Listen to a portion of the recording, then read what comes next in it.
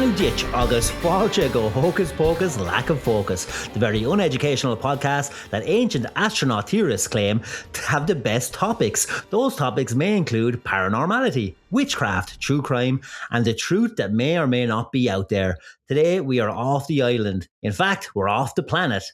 Kinda. We will be talking about the Annunaki and the planet Nibiru. It's Misha Justy, and I, for one, welcome our alien overlords. I am unevolved ape who is available for snoo. I'm joined, as always, by our grounded one, whose orbit never strays too far from the topic at hand. However, I think today he might want to discuss Bibi Netanyahu. It's Oisín Byrne. He's dead, you know.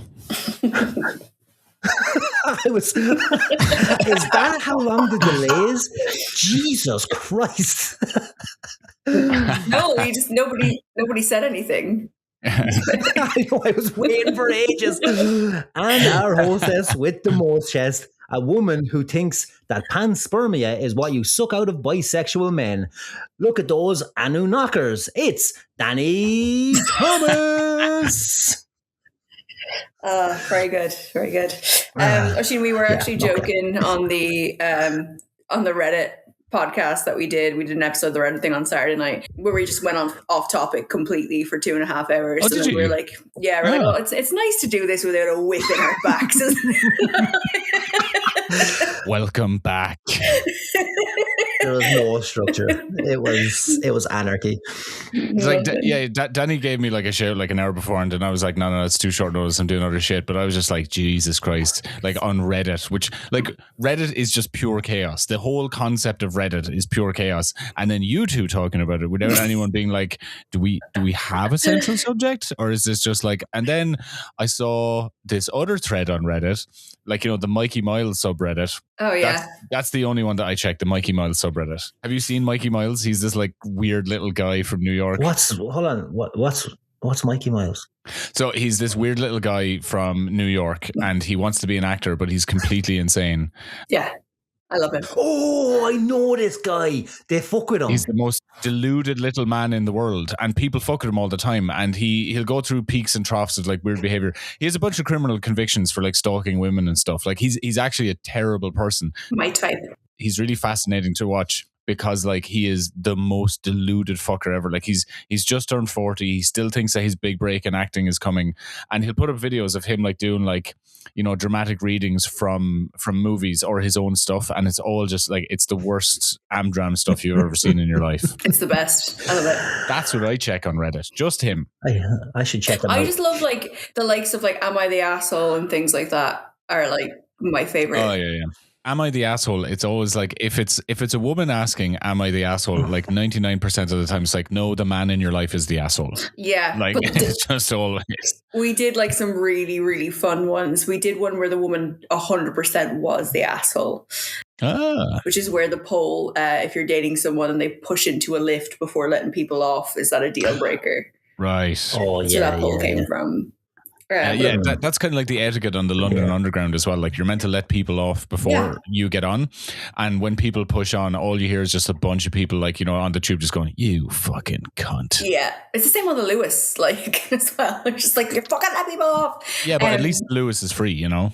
Yeah, but there was the main kind of story that we went over was you would have loved. So it's basically. So their work has to use like ChatGPT for their job, for project notes and stuff. But one of the employees, she basically filled it with like porn and turned it into her AI boyfriend. But her AI boyfriend was like a 9-foot tall demon with red skin, and she just refused to delete any of it. And Is this you, Dani? Yeah, it was. But I found out 3/4 of the way through that this woman was Indian, and I just couldn't get it out of my head then that Indians are all just sex offenders, and they're all just like into gigantic demons. The original poster, though, to be fair, was like nicer than I would have been. She went up and she's like, "Do you mind removing some of your porn? I can't really run this program without, you know." She's like, "Well, if you need to use it, just use Gemini. It's not that big a deal. It's not hurting anyone." If you need to use my character, you need to use the safe words first. Yeah, but like if she would try to put like work stuff into this ChatGPT, just horny fucking robot just like hitting on them when it's like, no, I just need you to organize these spreadsheets. Anyway, if people want to know about this though, they should probably tune into that actual episode and you should just explain the whole thing again. I just wanted to tell Oisín because I know Oisín won't listen to it, so it's fine. Will we start talking about our space parents? I'm looking forward to this. Yes. So I know nothing about this. I'm excited to learn. Good. Yeah, this is one of those things that like just comes in and out of everything. Because again, two of my kind of, I'm not going to say big interests, but like stuff that I'm fascinated by is like obviously the ancient civilization stuff where I'm like, oh, how old are we really? What is this? Like that's one of my big fascinations. And the other one is kind of space is just like, I think everybody is kind of, it's in us to be kind of fascinated with space, the stars, everything that's kind of out there, the unknown.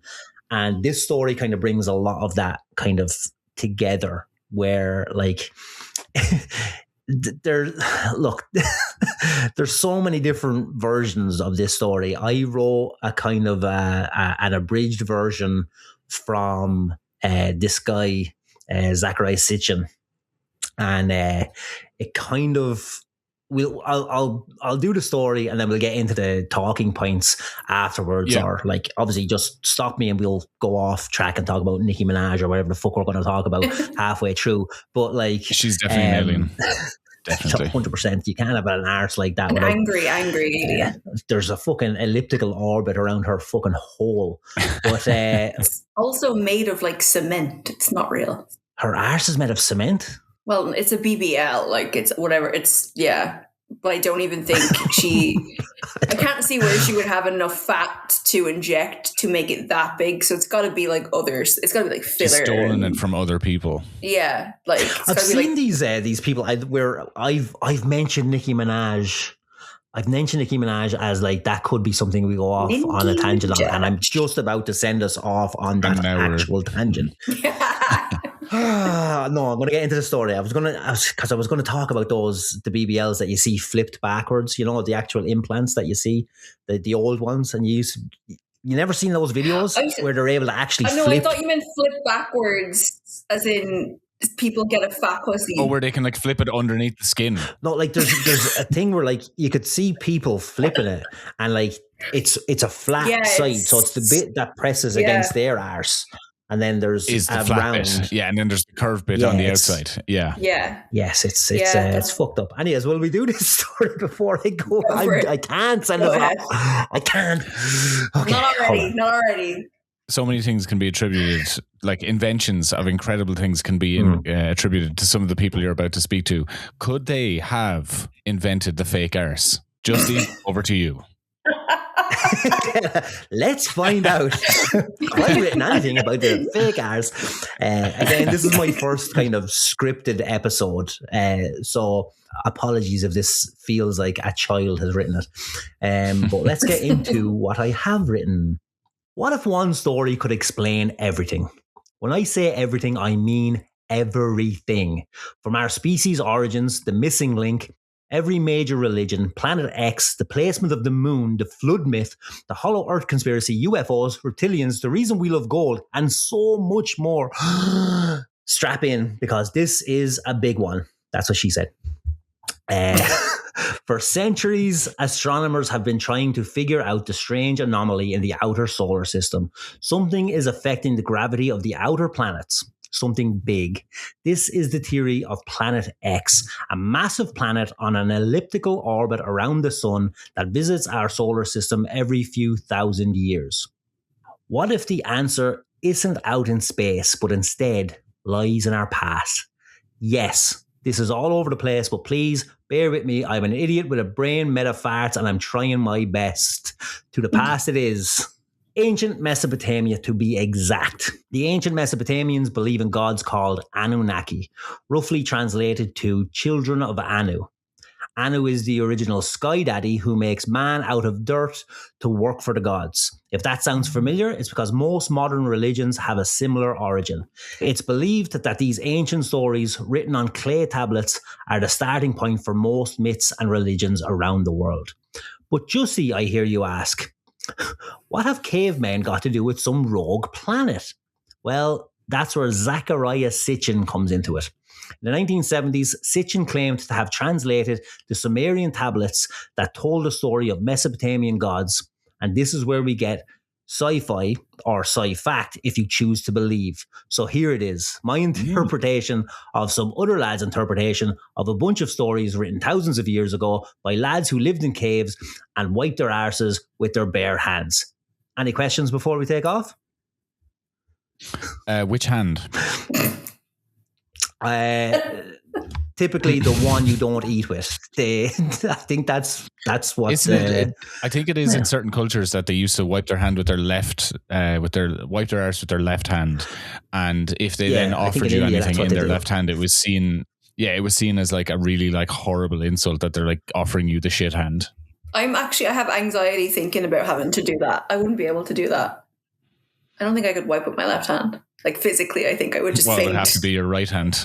Like, I think I just would like, just... you have all those like fake nails, like you've like a handful of talons, like you just rip your arse apart. It does get dicey down there sometimes, yeah. Just ripping through the jackstraw. You know who wouldn't be able to wipe her own arse with her hand? Nicki Minaj. She has like some fucking Wolverine fingers going on. And a big fat arse that how do you get all the way in there and get it clean all the time? Like a massive arse and Wolverine fingers. Yeah, that's she probably employs some Gary Oldman type. She has a wiper probably. She has like a Henry VIII style. What are they called? Master of the Stool. I think we talked about that before. Master of the Stool. Master of the Stool. Yeah. It's just the worst job in the world, having to clean that horrible bastard's fucking arse up. Like you just know that like he just constantly had diarrhea as well. Yeah. Like he never had a solid bowel movement in his life. No, he doesn't look like he does, does he? Gosh. Well, we've already gone through with that. He got hurt doing a joust and then became a big fat fuck. Yeah. So like I think he was just because he had like that whatever debilitating injury. Absolutely. No, he was just English. Also, absolutely.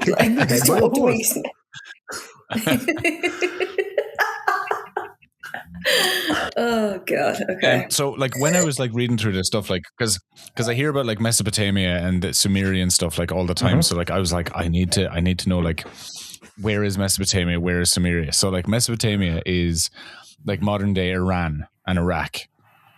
Iraq is where they would say it, the cradle of life there. Yeah, so the cradle, and like it's referred to as the cradle of civilization because like the things that they're contributed for like inventing is like some small things, a few small things like the wheel. They supposedly invented the plow so that they could, cultivate cereal crops, which was a small invention, and irrigation as well. Yeah, certain maths are attributed to their invention, astronomy, and the method in which to tell time through a day to understand how the day progresses, and it's like that the way that they understood it is the way that kind of made it into to modern day time telling. So just some small things. Increments of 12. Yeah. When we talk about it later, we'll find out that 12 is actually a kind of a big deal here. So like the 12 hours that we have, or the 12 hours in the clock system is because of the Mesopotamians, the ancient Sumerians, and like as you say, all of this stuff they've come up with these inventions, which let's talk about afterwards when we discuss the fact that how did these get in the head. But you're right about what people will attribute to these guys. Mathematics is kind of a big one that they'll always claim, like so, and nobody kind of even disputes that, where they'll say that Muslims invented maths, but it wasn't exactly Muslims. It was way before that. Like, so they invented zero. Yeah. It was because like, so again, I was looking up like, you know, the difference between Mesopotamia and like Sumeria. So like, well, Sumer. So the Sumerians were from Sumer, and Sumer is a part of Mesopotamia, and they were like in like southern Mesopotamia. They're like one of the peoples in there, and then like the people who came after them in the same region was Babylon. And there's all this stuff that they invented, and then like when Europeans later invented the same thing, you know, like however many years later, it was just the Europeans then have been big wink that they invented it later. But it was because like Europeans have gone on to write history, so they're just like, oh no, that was us. We're white. We invented that.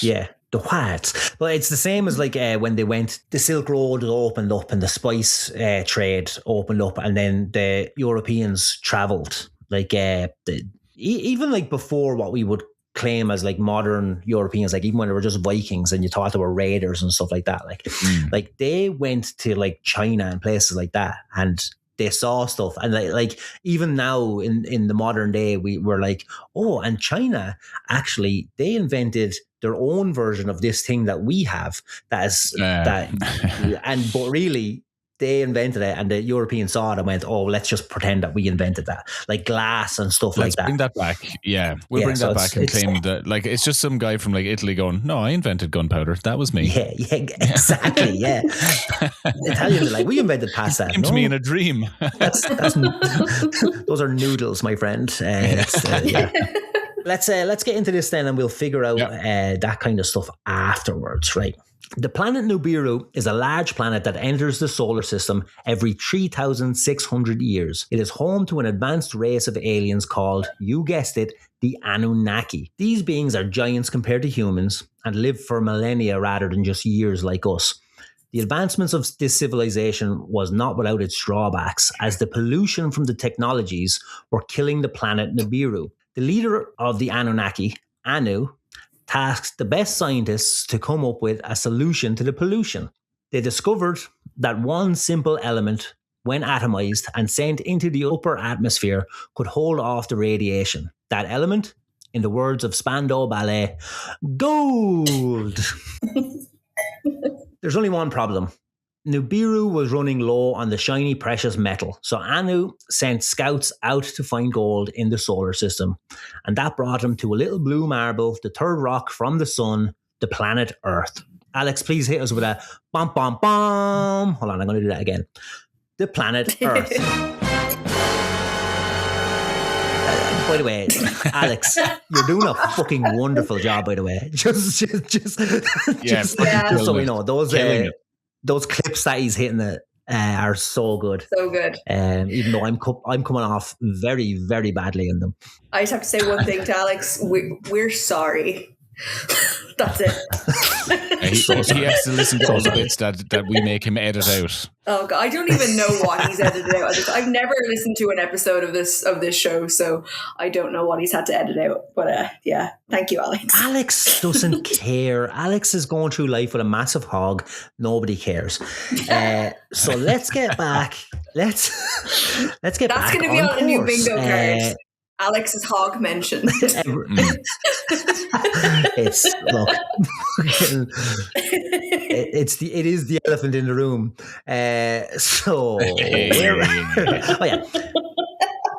So around 450,000 years ago, after discovering Earth had an abundance of gold, the Anunnaki arrive and start mining.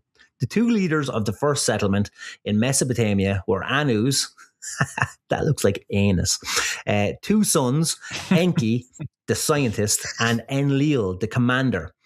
After discovery of massive gold deposits in Africa, the Anunnaki began mining operations.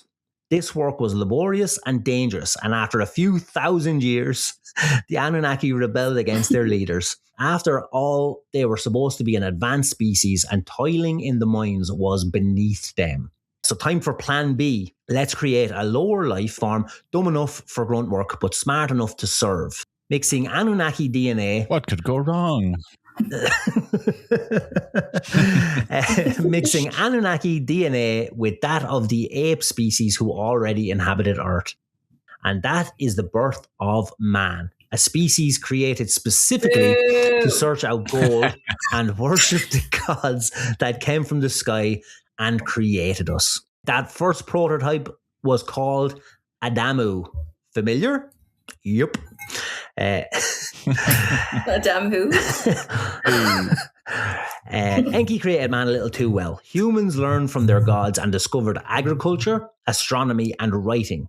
They even started to build cities as civilization began to flourish. Enlil wasn't a big fan of the advanced monkeys getting too big for their flip-flops. He didn't want another uprising. He thought they should start over, so orchestrated a giant flood. Yep. Right.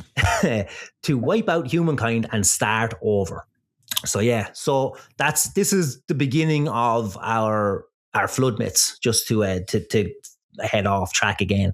And we get the first, I think, major story that we would have known that was written down, because these guys wrote everything down in like these tablets, these clay tablets, and the writing was like cuneiform. I think it's cuneiform or cuneiform or Sunni. People, it's cuneiform, yeah. It's been pronounced so many different ways. There's been so much that I've been listening to. But anyways, so basically what they do is they get the clay, they have certain kind of little tools, and they'll print shapes into these tablets and then actually like put them into a kiln. Or like, a hearth fire or whatever they had at the time that will dry the tablets. And they found hundreds of thousands of these clay tablets with all this cuneiform writing on it. And that's how we know the stories of their gods. So they wrote about their gods, and that's how we know about this flood myth as well. The original flood myth being in the Epic of Gilgamesh. This is a side note to go. We can go back over all this kind of stuff, but I'm gonna keep reading. Let's keep it going. Enki didn't want humans to die. He thought he did a good job with his creation, so he decided to warn someone. But who did he warn? So he thought, wait, I know a guy. That's right, he warned Utnapishtim, a guy who built a big deadly boat and saved humanity. Humans went to live on and appointed kings. Humans lived alongside their gods, creating marvels like the pyramids and Stonehenge. A lot of people speculate on the age and purpose of these ancient monuments. Maybe we can get answers sooner rather than later, because maybe the 3,600 years is coming sooner than you think. Prophecies from ancient texts suggest that we might be heading towards a revisit. So what do you think this could all be based in reality? Is this the reason we look to the skies for answers to who God really is? Is this just a story created by Zecharia Sitchin that conveniently ties together a bunch of myths that we wish we could explain? Either way, it's a fucking good story. Thanks for listening. The end. So that was Hocus Pocus, Lacus Focus. Anyway, that's the shortest episode we'll ever have. So basically, right, I kept that short not only because I'm mentally retarded, but because Dolly, yes, you're allowed to say that's your trigger word. If they do, yeah, she just hears that word. She hears that word and just goes mental. But yeah, I kept it nice and short because I think there's a lot more kind of discussion in this rather than just reading out a bunch of stuff. That's why I did a very abridged version of this exact thing. There's so much more that we can go into. Like there's Can I ask a bunch of dumb questions? Yes, Dani, ask all the dumb questions you want. So I don't know if it's the same thing that it's related to, but isn't it like, or I could be thinking of something completely different, but related to the Easter Island heads, something about them being Annunaki heads, like giants, because they go all the way into the ground. So they're like their own kind of deities, but like I'm sure there are ways to tie them into like a more kind of global, not conspiracy, but like, global myth making. But like they are like their own kind of gods amongst themselves. Okay. And yeah, like so the bodies are submerged in the earth, and some people are like they were buried and just the heads are stuck out, or they weigh so much that they've just sunk over time. But like they've excavated them, and they're all like different sizes. They all have kind of similar poses underneath the earth, but they're all looking out except for 5 of them that look back in towards the island. yes, and they've no idea why. Yeah, it's just because when you said Anunnaki, that's the first place my head went, because I didn't know if they were related or not. But I think I've heard before. Well, there is everywhere is going to be kind of, because you have, this is like the beginning of humanity, and it kind of, if we go down the route of believing that Sumer is where people actually did become, like the missing link is there, and we became kind of sentient beings there. Everything else branched out from there, and all other myths and religions and kind of everything that people believe in, like, comes from this one spot. So all religions kind of do tie up, and all of this does kind of tie together. But like, we could do a whole fucking Easter Island thing in itself, because like it's so far out there that like there's a lot of questionable kind of, where did they come from? Where did they actually come from? Mm-hmm. Like there's people that would say that they're Asian. There's people that would talk about how they're like Pacific Islanders, and but like there's so much linguistic links to different places that they figure, like, because it is out in the middle of fucking nowhere. There's also talk of it that. Is so isolated. Yeah. But there's talk of that being like, when the water levels like will go down, you'll find that is just the tip of like another like massive island that's underneath, like a continental island, like not Atlantis but Lemuria, this other place again. Like, so it's not a stupid question, Dani, because it is very it is very kind of, oh shit, like those big-headed aliens. It opens the doors to a lot of things. Yeah. So the like Easter Island is like, it's such an interesting place, because like when you look at like all the like Pacific Island nations, like, you know, all of the Polynesians, like a lot of them are like very similar. So, you know, your Tongans, your New Zealand, your Samoa, like, you know, all of those islands that are around the place, they're all like very, very similar, because it's the same people who, like, you know, sailed around, and they had this culture of sailing and wayfinders. And Easter Island kind of stands out on its own, because like none of the rest of them have these monuments like they have. Like, you know, they had their own myths and legends, but they're all very, you know, closely tied together. And it was like worshipping, you know, like a god of the earth, a god of the sea, a god of the sky, and things like that, which I am like absolutely like skimming over in the shallowest possible way. But then like Easter Island, it sticks out. It's so different, and it's such a unique place. But just like the way that you could imagine that like it would tie into something else. So like, you know, Graham Hancock famously has this like theory of like an ancient civilization where before the last ice age, humanity was much more advanced than we like give it credit for. You know, it wasn't just hunter-gatherers. Like, there was technology, there was understanding of the earth, there was understanding of like mathematics, the sky, astrology, all this kind of stuff. And his theory is that there was this like it's called like the Hunger Dryas event, and the Younger Dryas. Younger Dryas. Did I say hunger? Yeah. God, the Younger Dryas. You must be fucking starving. Fucking starving, man. The Younger Dryas event, where supposedly, like the best theory is that like you know, a meteorite or an asteroid hit Earth, you know, wiped out like, you know, 80 to 90% of humanity, and then the survivors. There were survivors from this ancient advanced civilization who then kind of traveled around the world meeting survivors and teaching them things like agriculture, maths, astronomy, all that kind of stuff. But again, like, you know, that is the kind of stuff where you could imagine these people who are like coming from like a different part of the earth with this crazy technology. They're going to look different. Maybe they're going to be bigger because like they were so much more advanced. They were bigger and healthier. And you could imagine that they would be seen as this like advanced race. Like, you know, maybe they were the Anunnaki, or maybe they were like the descendants of Anunnaki. Exactly. This is what I would say like hits me in my belief. Now, again, we go to History Channel, it's all ancient aliens, and we talk about that. Show. Like, it's absolutely batshit crazy, because it's all like, could this be? maybe like you can't make the word illegal or the word maybe illegal, and sometimes I wish you could. Like there should be like, because like maybe these aliens actually invented dogs. Like you can say maybe about anything, you know. But like this pyramid was cut and it has the straightest lines that we could only do today using modern lasers. And it's like, yeah, look, man, this was like 3,000 years ago. Like people had nothing else to do but be a stonemason. You have no idea how good a stonemason you could be if you literally have no fucking distractions.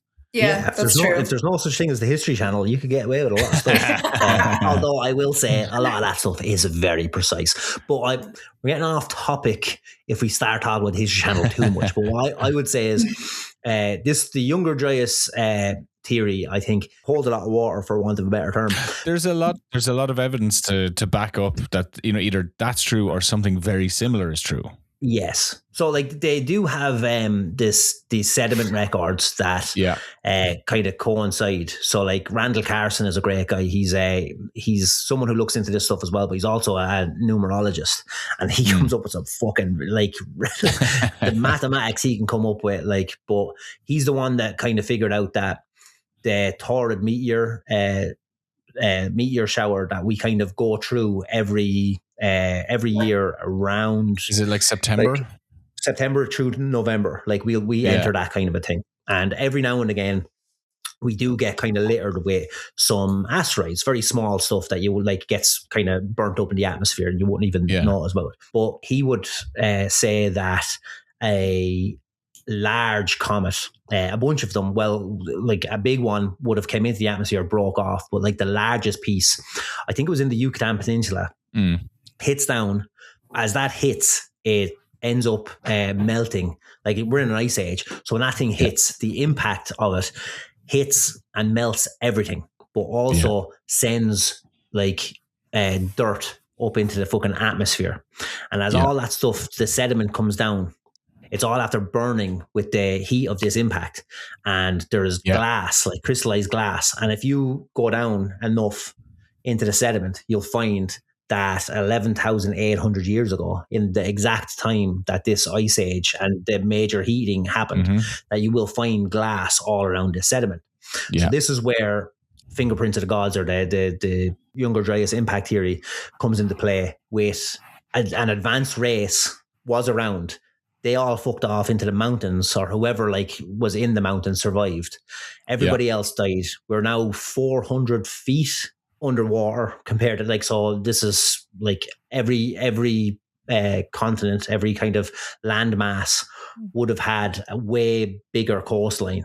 So like and where do people live? They live on the coasts, like, because it's the obvious place to live. Like it's where food is, anywhere, you know. Exactly. You know, it's everybody was traveling by boat if they are in an advanced civilization. Yeah. So now you've got a few thousand years goes by. All we have left are kind of the pyramids, Stonehenge, a bunch of these kind of places that are all very advanced.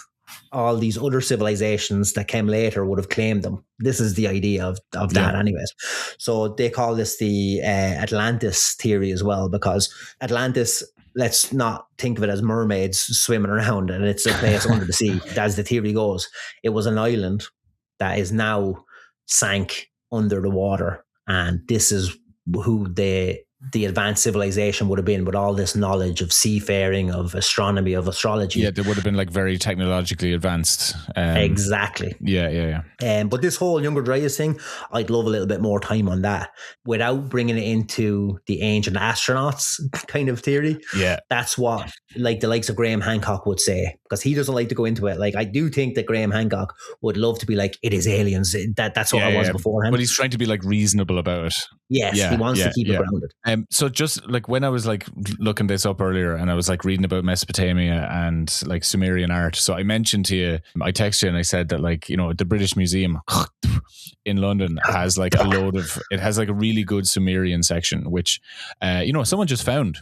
Someone found it, and then they decided to put it into a museum. Like, they just, it was lying around London, and they were like, Jesus Christ, this stuff looks pretty fucking old. I think I'll put it into a museum. But yeah, there's a really good Sumerian section, and like all of like, they have these like bass carvings, like these like reliefs, and it's all these like really big heroic characters, lots of like royals, like, very similar to like Egyptian art in terms of how it's carved, positions that are people in, the scenes that they depict. But like all the guys have like what appear to be like plaited beards, and their hair is in plaits and all this kind of stuff. It's really, really cool art. But according to like some of these theories around this, like some of the Sumerian art and Mesopotamian art depicts beings from the sky coming down and crafts that they were flying in. Now, this stuff is like open to interpretation, but like there's also like Egyptian art that shows things that are like distinctly like some kind of craft in the sky that is like beaming sky chariots. Yeah, the sky chariots and stuff like that. Yeah. And it is, this is one of the theories about like how, the Annunaki like holds water, because across multiple cultures there will be like some depiction of like a craft or something that looks like it's technologically advanced in the sky coming down, or people descending from it. There's even cave paintings depicting like, this kind of a shape in the sky and a light coming from it, and people are in the light, and it's like they're coming down on the light onto the earth. And these, like people who were painting in caves saw this and were like, oh my God, I need to document this. Yeah, like it's funny. Again, we can go like two ways of looking at this. Is this all derivative of this one civilization? And let's say it's the Mesopotamians, and then every other religion kind of comes out from that, and the story like just branches off into all of our other cultures, like even into South America and over into India and places like that all kind of have similar stuff. The gods come from the clouds and stuff like that. Or did these, alien beings travel around to all these different cultures and come down and like and hand off like did they come down and just visit different land masses, meet different people, and teach them like here's language? But then like I suppose like you could say like they did it so long ago that they would teach them like a basic language, and then the language would evolve in different ways in different areas. But like agriculture would develop roughly the same way everywhere. Maths was developed roughly the same way, because maths is like a universal language, so they say. And you can, not according to Terence Howard. Well, I mean, that guy's mental. Terence Howard figured out that 1 × 1 equals 2.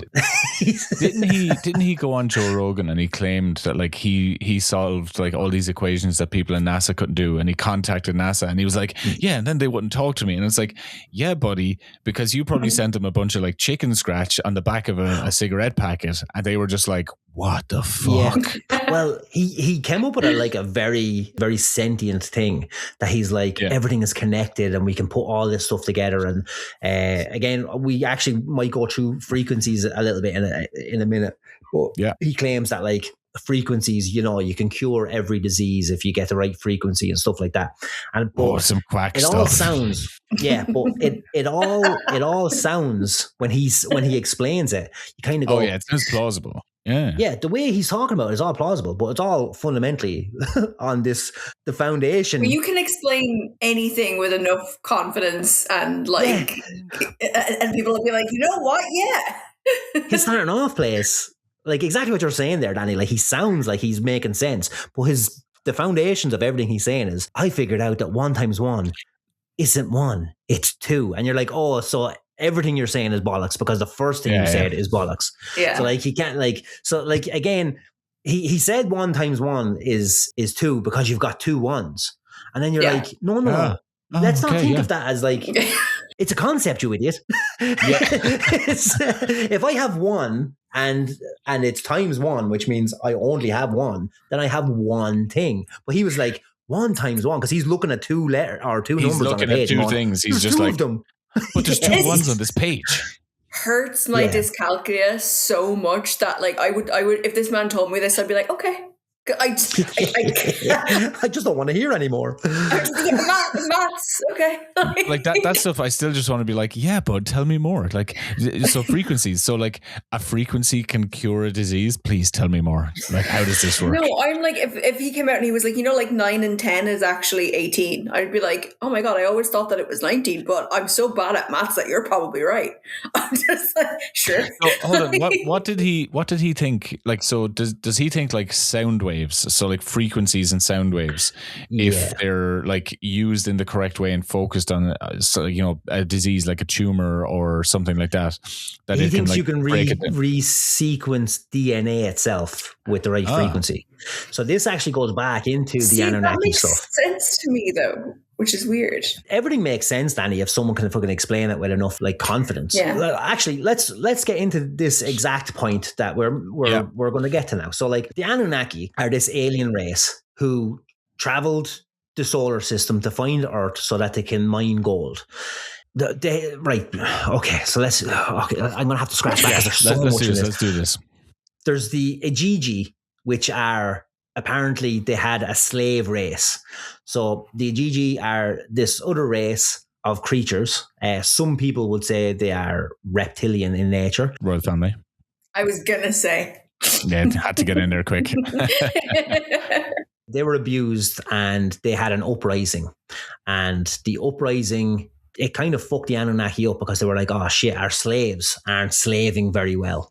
So we need to make our own version of this. We need to make dumber slaves. Yeah, we need to make basically dumber slaves. So they had a look around what what kind of animals were on the rock at the time. And there was this species of hominid apes that were kind of coming along. So this is where we get our missing link. So there's Homo erectus to Homo sapiens. There's nice. But if Homo sapiens were in fact Homo sapiens, is that what you're thinking?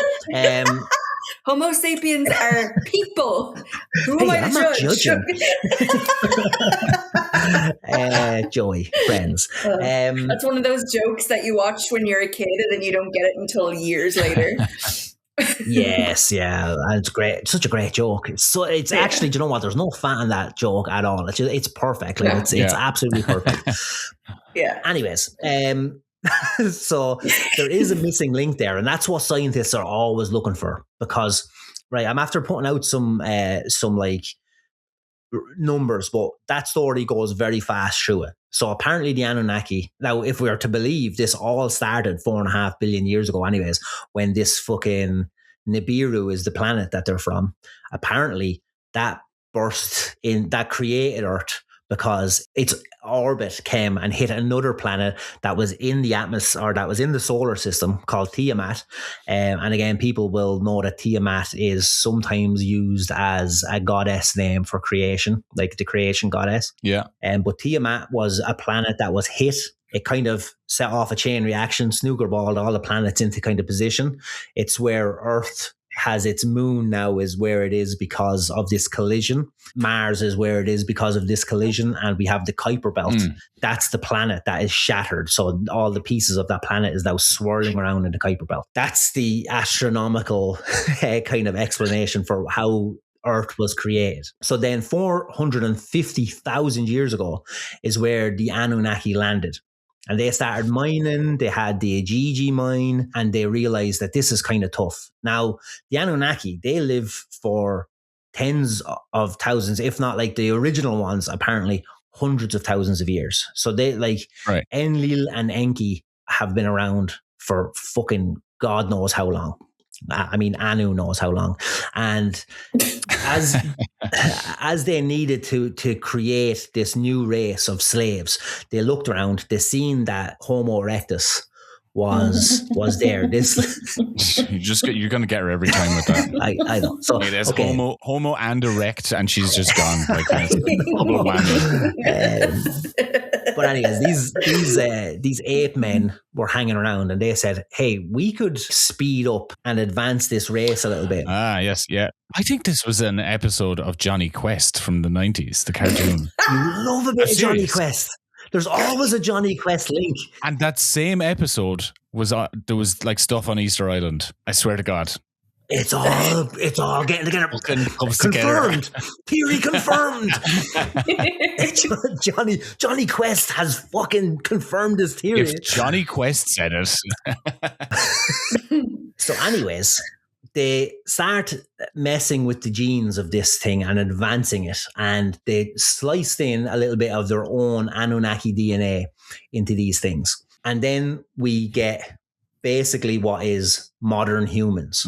They started getting modern humans to dig for gold. Like these, the likes of Zachariah Sitchin and a few of these people that all believe in this stuff, they would say that we now work on a frequency. So everything vibrates. Everything does. It's just a matter of fact, and everything is working on a frequency. There's even like theories out there that like recently they've changed the frequency that people like will deal with on Earth, so that everybody is a little bit more kind of angry and we all hate each other and we're all, aggressive. This is one of those theories that's out there now. Yeah. But to go back to the Anunnaki, they sequenced our DNA with these frequencies that would keep us compliant, would give us like the need to mine for gold. We want to be greedy little fuckers and mine for gold. Yeah. We're like magpies. I just like shiny things. Yeah. Specifically gold.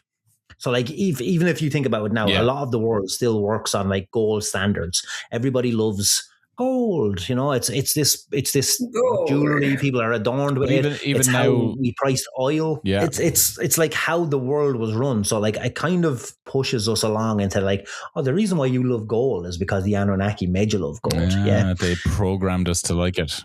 Exactly, we're basically programmed in to do this. Unless you're a goth girl, because they love silver. If you go see a goth girl, she never wears gold jewelry. They're on the wrong frequency. Yeah. Well, that's because goths, they're greys. They're a different alien. Oh, okay, that makes sense. So we'll get to the greys a little bit later. It's like a thing, just to bring it back to the frequency thing that you were mentioning. I see these like hacks and stuff on TikTok, and they're like they call themselves like manifestation coaches. And it's like, the reason that you're not getting what you want is because you're not on the right frequency to manifest it. And in order to manifest, you have to be on this frequency. And like, so you just have to keep basically telling yourself that you have it. And I was like, I always just think to myself, I would fucking love to see a white woman go out into the street and explain manifestation and frequency to a homeless man. I would pay to see it. Because like... Is it because you'd see a white woman get punched in the face? That's all I want to see. That's all I want to see. And she probably has dreads as well, so it's a double whammy. Oh, she has dreads. She has a bunch of like, tattoos that like when she went on holiday to Goa, she went to like a tattoo shop that a white guy runs. Yeah. And she got He's like, got a few questionable Me Too movements about him. Yeah.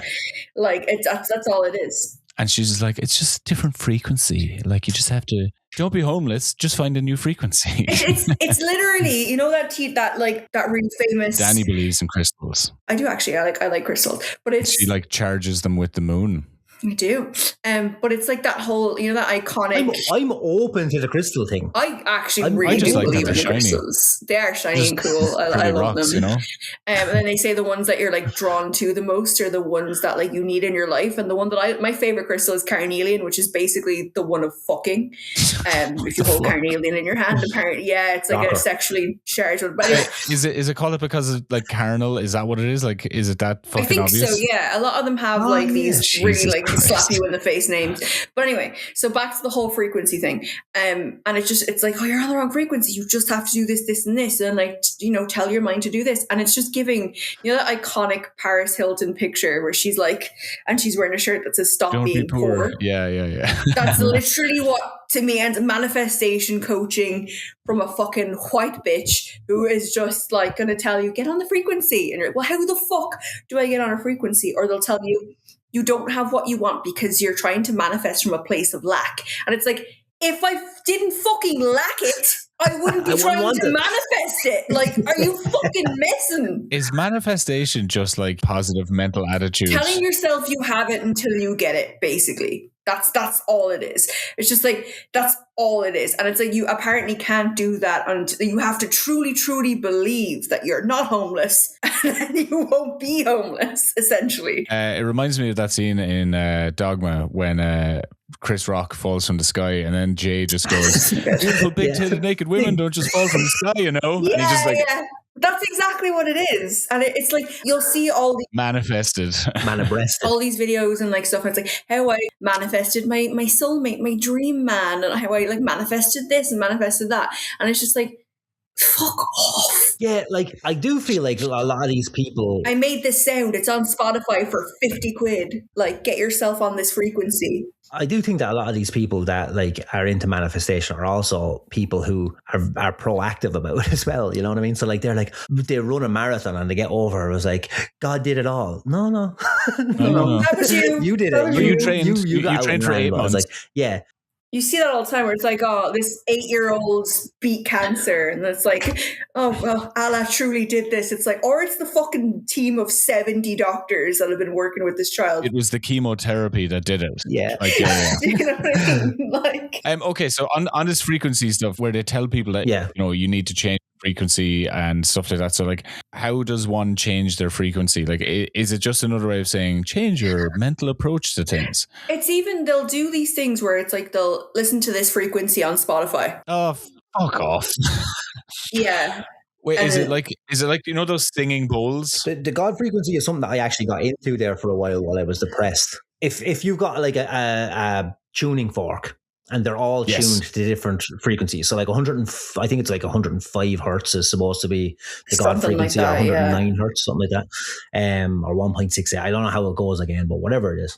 But like it'll just be like the sound coming through like this frequency, and it's a calming. There's certain like frequencies that are calming. Like even like if you go into like chambers in the King's Chamber in the pyramids. Like if you hit a certain note in the King's Chamber, the noise will travel and resonate inside that chamber. And it's like, oh, that's tuned to that frequency. And it's the same in places like not Göbekli Tepe. What's the other one? That's Derin Kuye, the one that they discovered this really deep city under the ground in Turkey, and they found places in that like you can go into certain rooms and there's a certain frequency that will just resonate in there, and if you hit that note, it just will not stop. Like it'll just keep on going. So like it'll just reverberate around.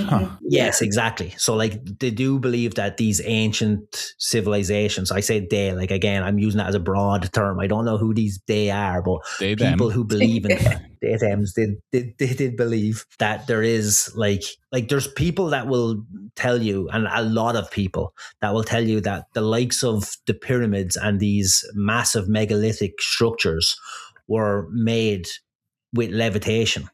And that they've discovered, they discovered that if you can get the perfect vibrations and the perfect frequency, you can actually lift anything off the ground. So like they talk about that is the ancient technology that we're missing. They think that the likes of Nikola Tesla was actually just about to break through with this frequency stuff. He had more Annunaki DNA in him than anyone else, kind of thing. Yes. And I have more Neanderthal DNA. Just do shrooms. Yeah, shrooms could be... Like, what? Honestly, well, that's another one, like the stoned ape theory. Yeah, you know, we were just like a bunch of apes, like, you know, fucking around in the forests, and then we started accidentally taking hallucinogens like magic mushrooms, which grow in cow shit, and then like all of a sudden it just like expanded our minds, and you know, made our frontal lobes bigger, made our pineal gland bigger. Yeah, exactly. Yeah, psilocybin kind of triggered a whole thing. Like a few times I've said this, but like the time that I took them, I fucking loved them, and the way that I described them, just you're probably blue in the face of hearing me saying this. But it's, you know, the way they say that you only use like 10% of your brain. It's been disproven, but go on. Well, this is how I'm describing it. It's like that's how they, you know, right? So it felt like that 10% apparently that you use of your brain is just distracted by like cool colors and lights and patterns and stuff. You're just like monged out basically. And then it's like the other 90% is like Rubik's cubing itself in the back. right? So I was going through like a really shitty time. I think 2013 was the last time I took them, a long time ago. And then the next day I just woke up with like so much fucking clarity. And I swear, like, it just cured my depression for about 10 years. I swear. Like, it was just... people will say that. Like psilocybin has been used, and like, you know, there's like ketamine therapy as well. Like, you know, a lot of these drugs, because like it does... Microdosing. But like psilocybin, like it does have this like...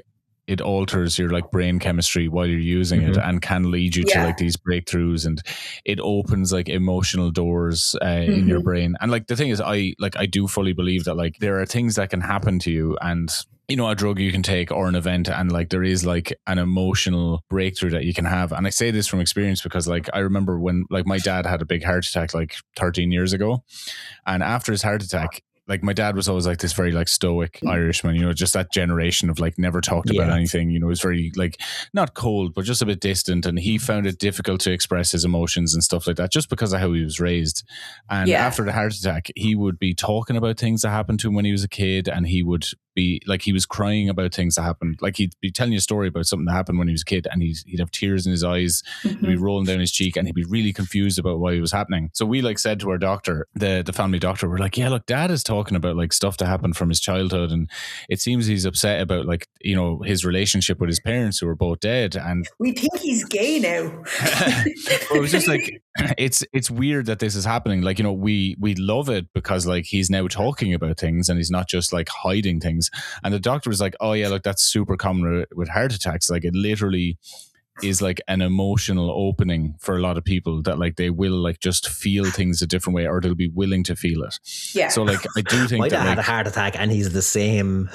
Like your dad is the Grinch.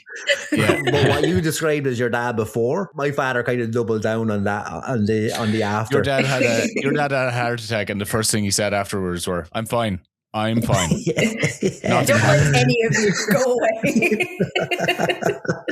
But like it was, you know, like there was like, and the doctor was just like, oh yeah, like it's a thing that happens in the brain after a heart attack. Yeah. So like, and like, you know, I took mushrooms last year, and I had a fantastic time. I was wandering around Manchester, high as fuck, and I went down to look at Manchester Cathedral, which was like lit up really beautifully at night, and like the facade, fucking love a cathedral. Like facade of the building is like these really like intricate carvings, and I sat there for about an hour just watching it like move and glisten and, you know, like rotate and all this. You know, it was great. Yeah. But like the whole time I was just like, I have taken drugs and I'm high. This is a good time. Yeah, that's the best thing about it. Like you're not thinking about anything else. Yeah, you don't lose it. You know, like, you're in the moment and you're hallucinating. And I can see how that would cause people to like have these emotional breakthroughs. Yeah, and I think I was crying at one point, but like I was just smiling and having a great time, but I was just streaming tears. And then there was one thing that I remember is that there was a word stuck in my head that I couldn't pronounce. I can't remember what it was now, but I was trying to pronounce this word all night that I couldn't pronounce. I was chasing that the whole night. So I was so distracted. I was having a great time, but I was so distracted. And then, like as soon as like next day hit, and I was like, yeah, now I need to just fucking stop being such a fucking little bitch about things and just figure it out. The word was Annunaki. I can't remember what it was at all. I think it might have been an Irish No, word, it was Annunaki. Let's get back to this. It was Annunaki. Fine. Yeah, so anyways, like to get back into the coding of the DNA. So the frequency thing is what people would claim that is how they control us. So they use DNA sequencing to kind of make sure that we were docile and that we were susceptible to like disease and stuff like that, so that we wouldn't be too like not as robust as them, strong, if you know what I mean. Yeah. So like this is why you like people would say it like it was like does your dog get sick? And everyone's like no. My dog got sick once and then it died. That seems to be the case with everybody. It's like, whenever you hear about a sick animal, the only time they get sick is like at the end of their life. But like humans get sick by all these diseases, all of this shit. Yeah. So like is it how we're designed? We were made, we were designed. So again, like now what we do, remember when like cars lasted for like 40 years? Yeah. And they were big, robust, kind of, and like dishwashers, absolute fucking, like you'd never had to replace any of these things, and now they all just last a year and a half. Just run and run, yeah. So like there's an actual thing like that companies do now, where they make sure that things break, so you have to buy a new thing. And it's not even now Apple. that like, well, every company, there's nothing now that. No, they're all doing it. Yeah. So Apple don't even make it so that it breaks. They just make a new thing and people just queue up and buy it. It's like, hey, buy this new Apple piece of shit. The phones just fucking slow the fuck down. When you get like 2 more phones up, you just can't use your old phone. I was just trying to remember the phrase for that. So like there is a phrase, tech company, when a tech company in particular, like they build something and it's designed to break down after a couple of years, it's called planned obsolescence. Planned obsolescence. Yeah, it's so that you then have to, because like you said with Apple, so like with iPhones, after a certain time the battery will just give up the ghost and it'll just get fucked. You know, like like I remember I had a Samsung, and after like 6 months the whole thing just packed in, like just stopped fucking working. It was a piece of shit. You get a OnePlus, man. That Chinese manufacturing is fucking awesome. You're fucking getting spied on with that shit. What are we talking about? Well, like, what are they going to fucking learn off of me? Do you remember when there was all so like across the UK, Huawei, the Chinese company, had they'd gotten the contract for all of the 5G towers, and this is like, you know, COVID, so everyone is like 5G is microwaving your brain. I remember that. It was a simpler time. It's making the frogs gay. And then the UK government went around taking down all the Huawei towers because they were just like, oh no, actually there's some weird fucking code in these things that we don't know what the fuck it's doing. But now they're building a Chinese super embassy in London. Super embassy. Yeah. I'm going to get into the Chinese a little bit later on. Okay, all right. There's more stuff here. Guys, there's nothing that isn't going on right now. So anyways, I'm just going to get through they created human beings. So this is that joke of panspermia earlier on. That's what that actually means. So panspermia is not where Dani thinks it's sucking off a fucking bisexual dude. It's where, like, if a comet would hit the earth and there's amino acids and there's stuff like that, there's the building blocks for making life, and then life comes out. So that's the theory of panspermia, is that like we came from the stars. Yeah, exactly. Panspermia also could mean that we were actually created by, we're the alien race. People that came from the skies and then created us here, like the movie Prometheus, where the guy actually kills himself and he goes into that opening sequence. That's filmed in Iceland, and it is the most powerful waterfall in Europe. Like, that's a legit waterfall. It's fucking great. Love that movie. I actually really enjoyed Prometheus as well, and I think people ragged on it a little bit too much. I fucking love the one with Michael Fassbender. Is that the one? He was bending all the fastest in that movie. Oh, sorry, Fassbender was in that, and he was in the other one as well, wasn't he? He was the android, and he was in the sequel, which was what was it called? Alien, whatever. He was in the sequel anyway. Fassbend me over. Hey. Yeah. What was the name of his character? Was it Michael? He played the android. No? David. It was David. Of course, it was David. Yeah. They love a good, like, biblical reference. David and Michael are both like such robot names as well. It's like Michael, David. Michael, again, archangels. Go, Nightboat, go. I'm good at, like, there is some alien, or there's some angel stuff here as well that Michael actually does play into. There's loads of stuff. I really should get back to this fucking thing. Go. So they created us, blah, blah, blah. Now we are the way we are. We got a little bit too big for our boots, blah, blah, blah, blah, blah. Okay, that's that out of the way. They created humans. They sequence our DNA. This is why we are. This is why we get sick. This is why we love gold. This is why we are intelligent and came up with all of this knowledge. You know, like, they gave us all the knowledge.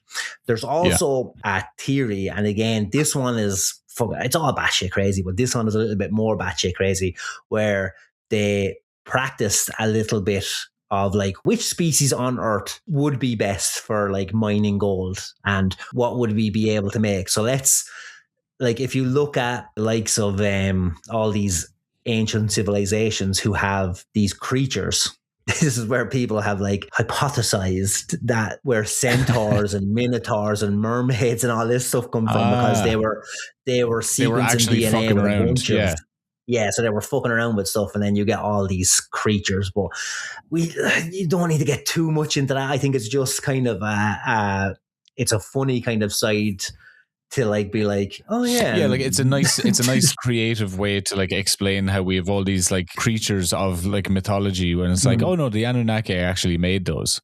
Weren't the I've seen this again, like I was looking up like a lot of like Mesopotamian and Sumerian art, and like it seems that like, you know, when they were, you know, the artwork that is attributed to showing the Anunnaki, like the Anunnaki were giant as well. They were like 20 feet tall. Yes. And, you know, there's there's stuff in the Bible about like, you know, giants. And there's all of these like several cultures around. So like loads of cultures around the world have these giant myths, as we call them. Yes. So here we go. I think the Anunnaki are like, yes. Anunnaki, big motherfuckers, right? So these guys are like between 15 and 20 feet tall, as you say, right? They invented these little ape people to go and dig their gold for them in the ground. So again, Enki is the guy who is like the good guy in all of this. He's kind of our benevolent god who is kind of, he's the one who created us, and he's sound and he kind of likes us. Enlil, not so much. He's the taskmaster. He's kind of the commander. He's the guy that's more kind of in charge of like operations day to day down on the planet, and he doesn't like these kind of human things. So he gets really pissed off when he discovers that the Anunnaki start getting a little bit randy and they start fucking some human women. So this is the thing. So you've got little human women, big Anunnaki. The dream. They do it. And because you've got the same DNA. When a man and a woman love each other very much. when a bee has sex with a bird. Yeah, this explains why Dani, who is like 5 foot tall, is just like, men have to be 6'5". I'm 5'4", actually. Yeah, sure. But this is why women want a tall man, because it's sequenced into our DNA. So, and it's why women want gold. This is now a Manosphere podcast. Women are stupid bitches who only want big alien gold knobs. Not wrong. Not wrong at all. If we look into the Bible. Oh, no. Oh, buddy, we haven't even begun to scrape the Bible yet. But these Nephilim are giants.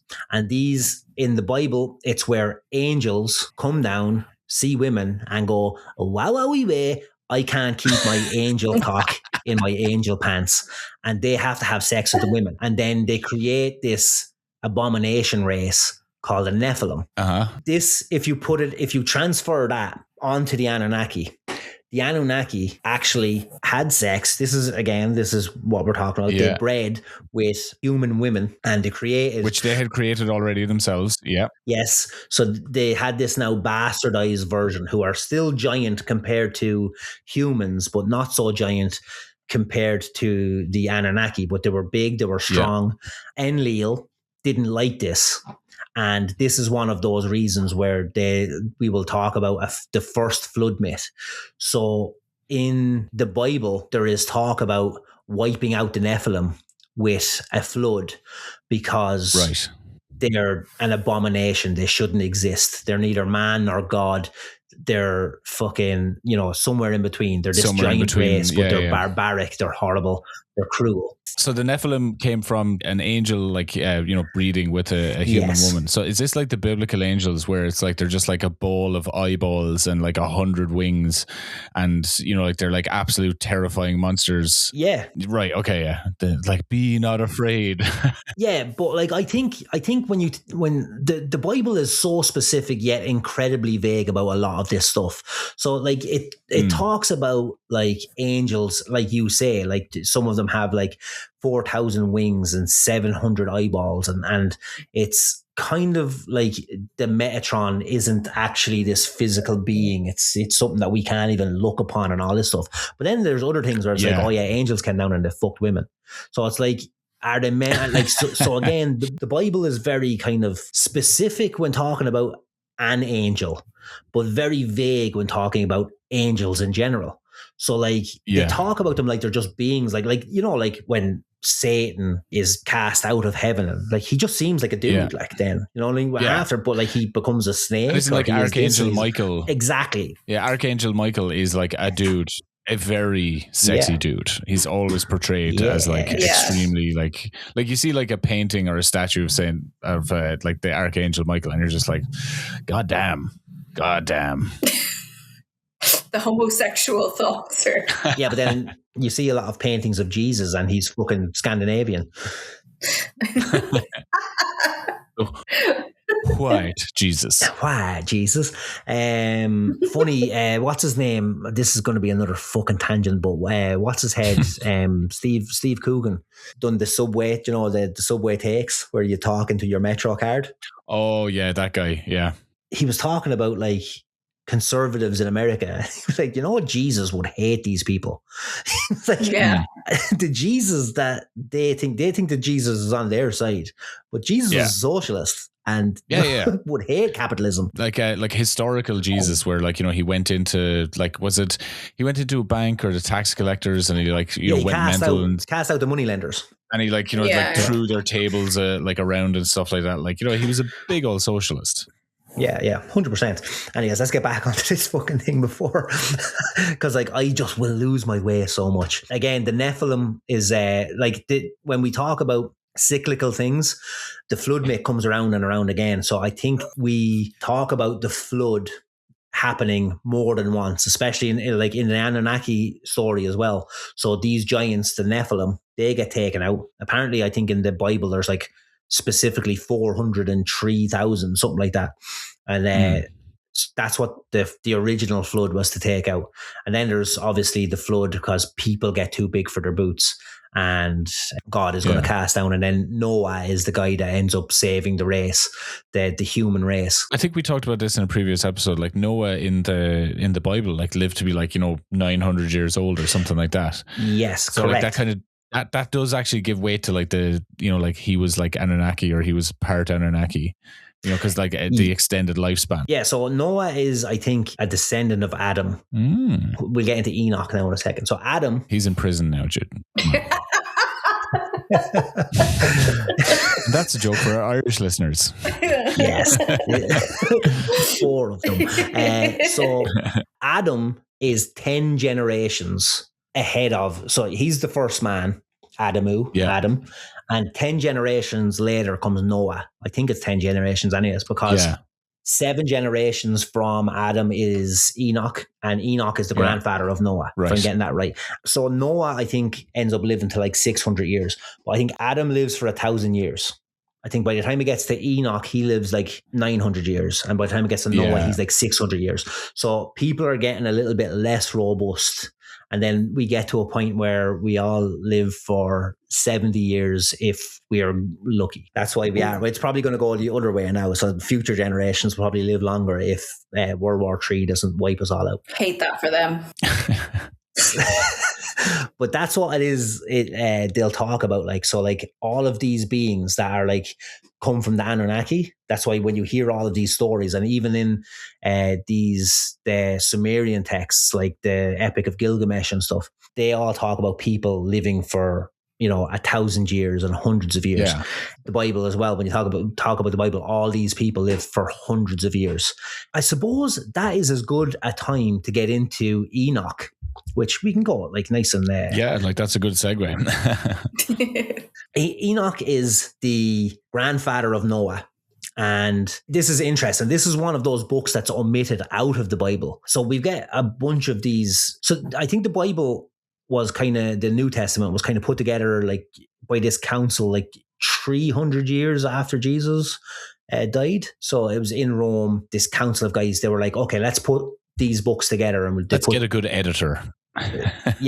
So they put the Gospels and stuff together, and anything that's basically in the New Testament. There's books that like end up being omitted, and like things that you would end up finding different versions of over the years. Like one of these books of Enoch was found in the Dead Sea Scrolls when they were all found, and then there was another cache of stuff that was found somewhere in Afghanistan, I believe. Like, these guys found a clay pot, and there's like versions of these different stories and written in different languages and stuff like that. But the Book of Enoch is one of these ones, and he is the grandfather of Noah, and he had an actual relationship with these beings who he would have called angels.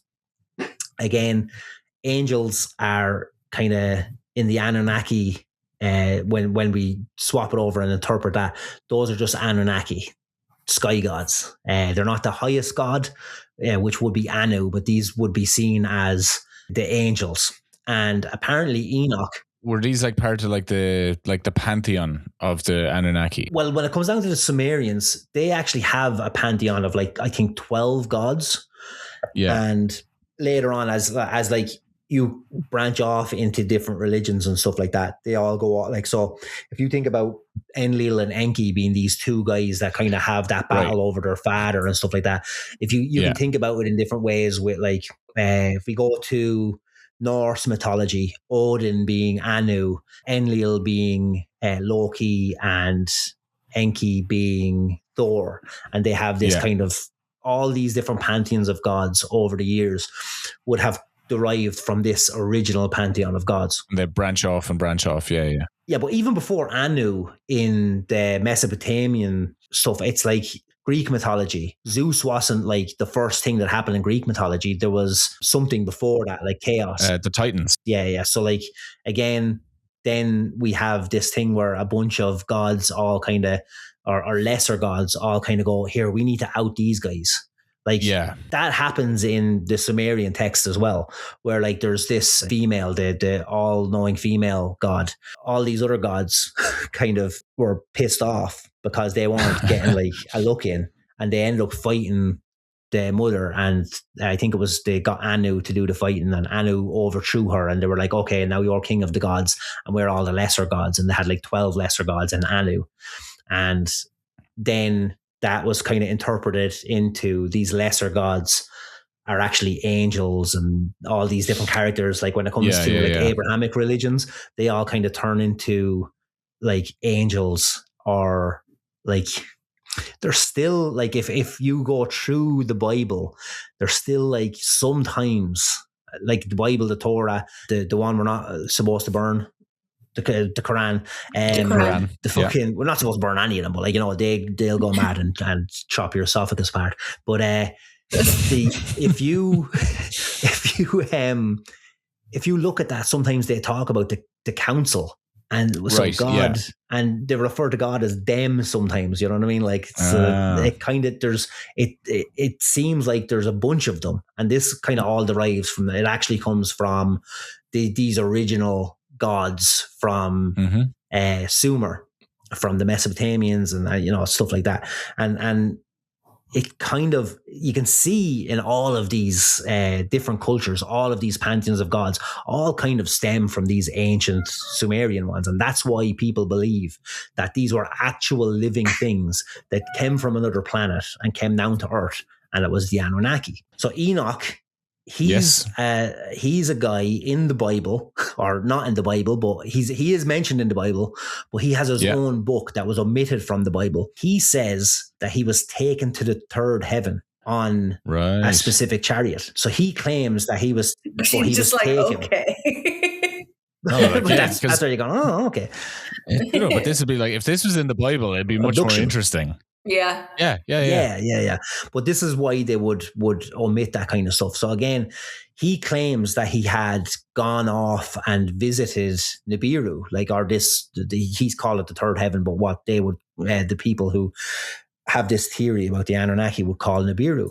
And he claims that he was on this fucking, you know, this craft or this ship or whatever it was, and that he was taken away, and they brought him there, and it was all lights everywhere, and you know, he explained it in ways that, like, now these theorists would say that was a spaceship and he was on the other planet. And again, I'm not one to tell you he did or he didn't. Like, it's kind of up for interpretation, but it's funny that this kind of stuff is omitted from the Bible. And I think the story is that he ends up becoming an archangel. I'm not sure if he's Michael or if he's Archangel. What's the big one? Metatron? No, not the Metatron. Michael, Gabriel. Gabriel, I think he might be. He's either Michael or Gabriel. He's one of those fuckers. But let me see. Hang on. But that was just something that I heard in passing. That Raphael. No, but L apparently has a big thing. Like if you Donatello, Splinter. Those are turtles, not gods. But if you, it's Archangel Splinter. Gabriel, Mike L, Raphael, all these angels that have L's. Apparently, this L was Sumerian, which would have been like, that is something that would have signified that they were of great importance in Sumer. Azrael, right? Azrael is another one, but I'm not sure if that's who Enoch ended up being. But all these angels that have L at the end of their name, apparently that has great meaning, and all of those guys were gods. So if, like, again, there's Enki and Enlil. The N to them signified that they were the tip top, and then the next guy's L is kind of the name. All the L's are kind of a little bit lower than them. It's shown like a I guess like a ranking system. Yes, of angels. Yeah. Like, interesting fact. Then Superman, his real name, his Kryptonian name is Kal-El. Yeah, I wonder if that's where they got that from. Yeah. Well, it fucking could be. It's really interesting. It's interesting.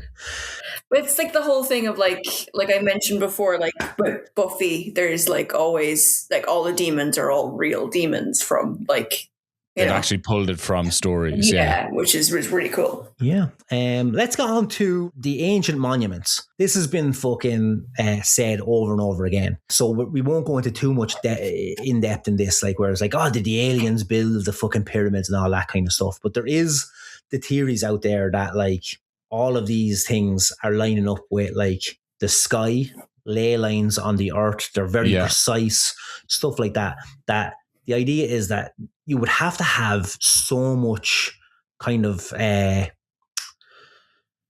higher thinking to go, like, to build the pyramids. The amount, without even thinking about the construction, which is, by the way, absurd, how they actually built it in the first place. But the thought of, lining up those three pyramids with Orion's belt and having it's like almost perfectly aligned. Yes. Yeah.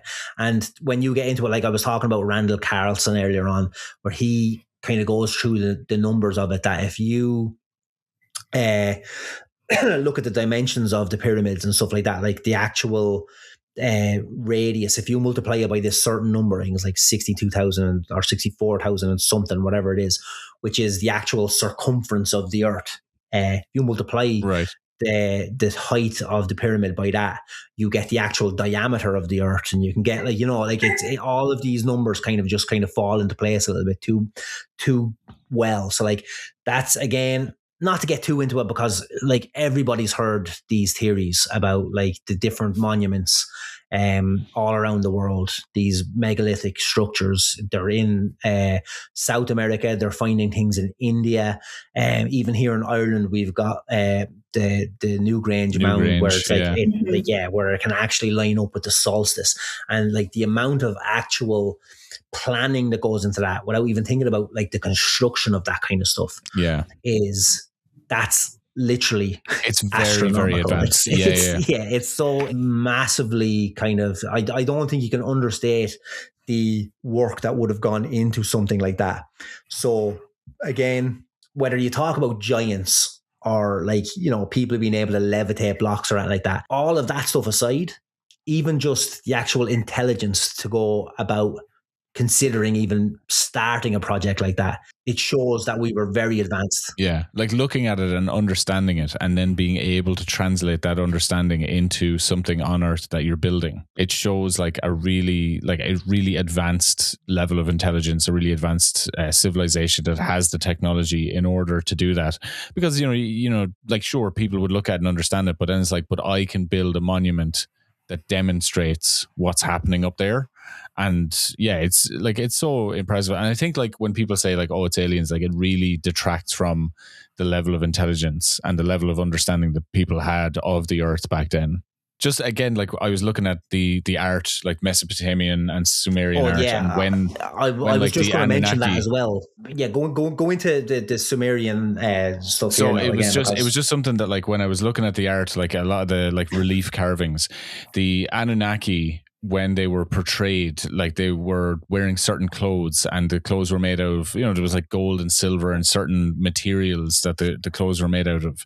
And according to like some of the stories, and I think this could be in like uniform, that like when people would see them wearing these clothes, they would get this like lightheaded feeling, or they would kind of like their whole body would tingle, and they'd kind of go into a bit of a trance. And it's like they would just make them like shudder just by their presence and their appearance. Yes. And they would like, it's like the clothes they were wearing had this like technological pull and power over humans, that like maybe it was like their way of like representing how like they wore things that like, had a frequency and helped to control people. Yeah. And, like made like, not only were they like these giants, but they were wearing like ceremonial robes that could actually like, make everyone kind of bow down to them, or put everyone into a state where they were like, oh, like I'm in the presence of something special here. Yes, yeah. Like I'm glad you went back to the Sumerians, because it triggered something in me there. Whereas like this Zechariah Sitchin lad who wrote this book, who, by the way, like, just so we're clear on this, people who are Assyrian, Assyriologists, whatever the fuck, the guys, is it? That is another one of the cultures that was back there. Yeah. And I think Assyriology or something, I can't remember. But anyways, that's the name of the people who study Mesopotamians and ancient Sumerians and stuff like that.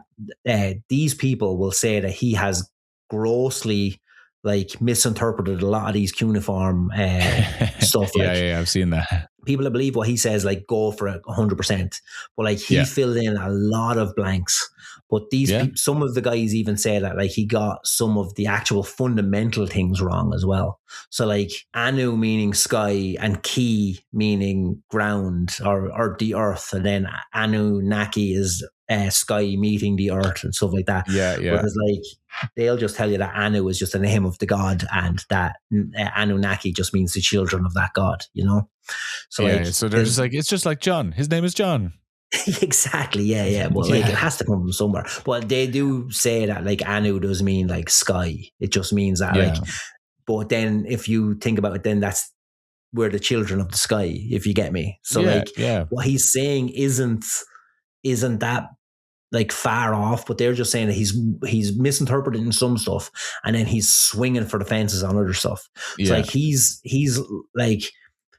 after seeing a pantheon of gods here that all kind of have their own place, and there is these brothers Enri and Enki, and there is the story about them and all this shite, like. And then he goes, but their planet is dying and they need gold, and they're going to atomize it, put it into the atmosphere. Which, by the way, like they have, like scientists have said that if you do atomize gold, it will like deflect radiation in the atmosphere. Like it could help, like, so like what he's saying isn't complete bollocks, but what these guys are kind of saying is that he's just making a lot of leaps, and he's tying a lot of stuff together that is just convenient for his story and his actual narrative, if you get me.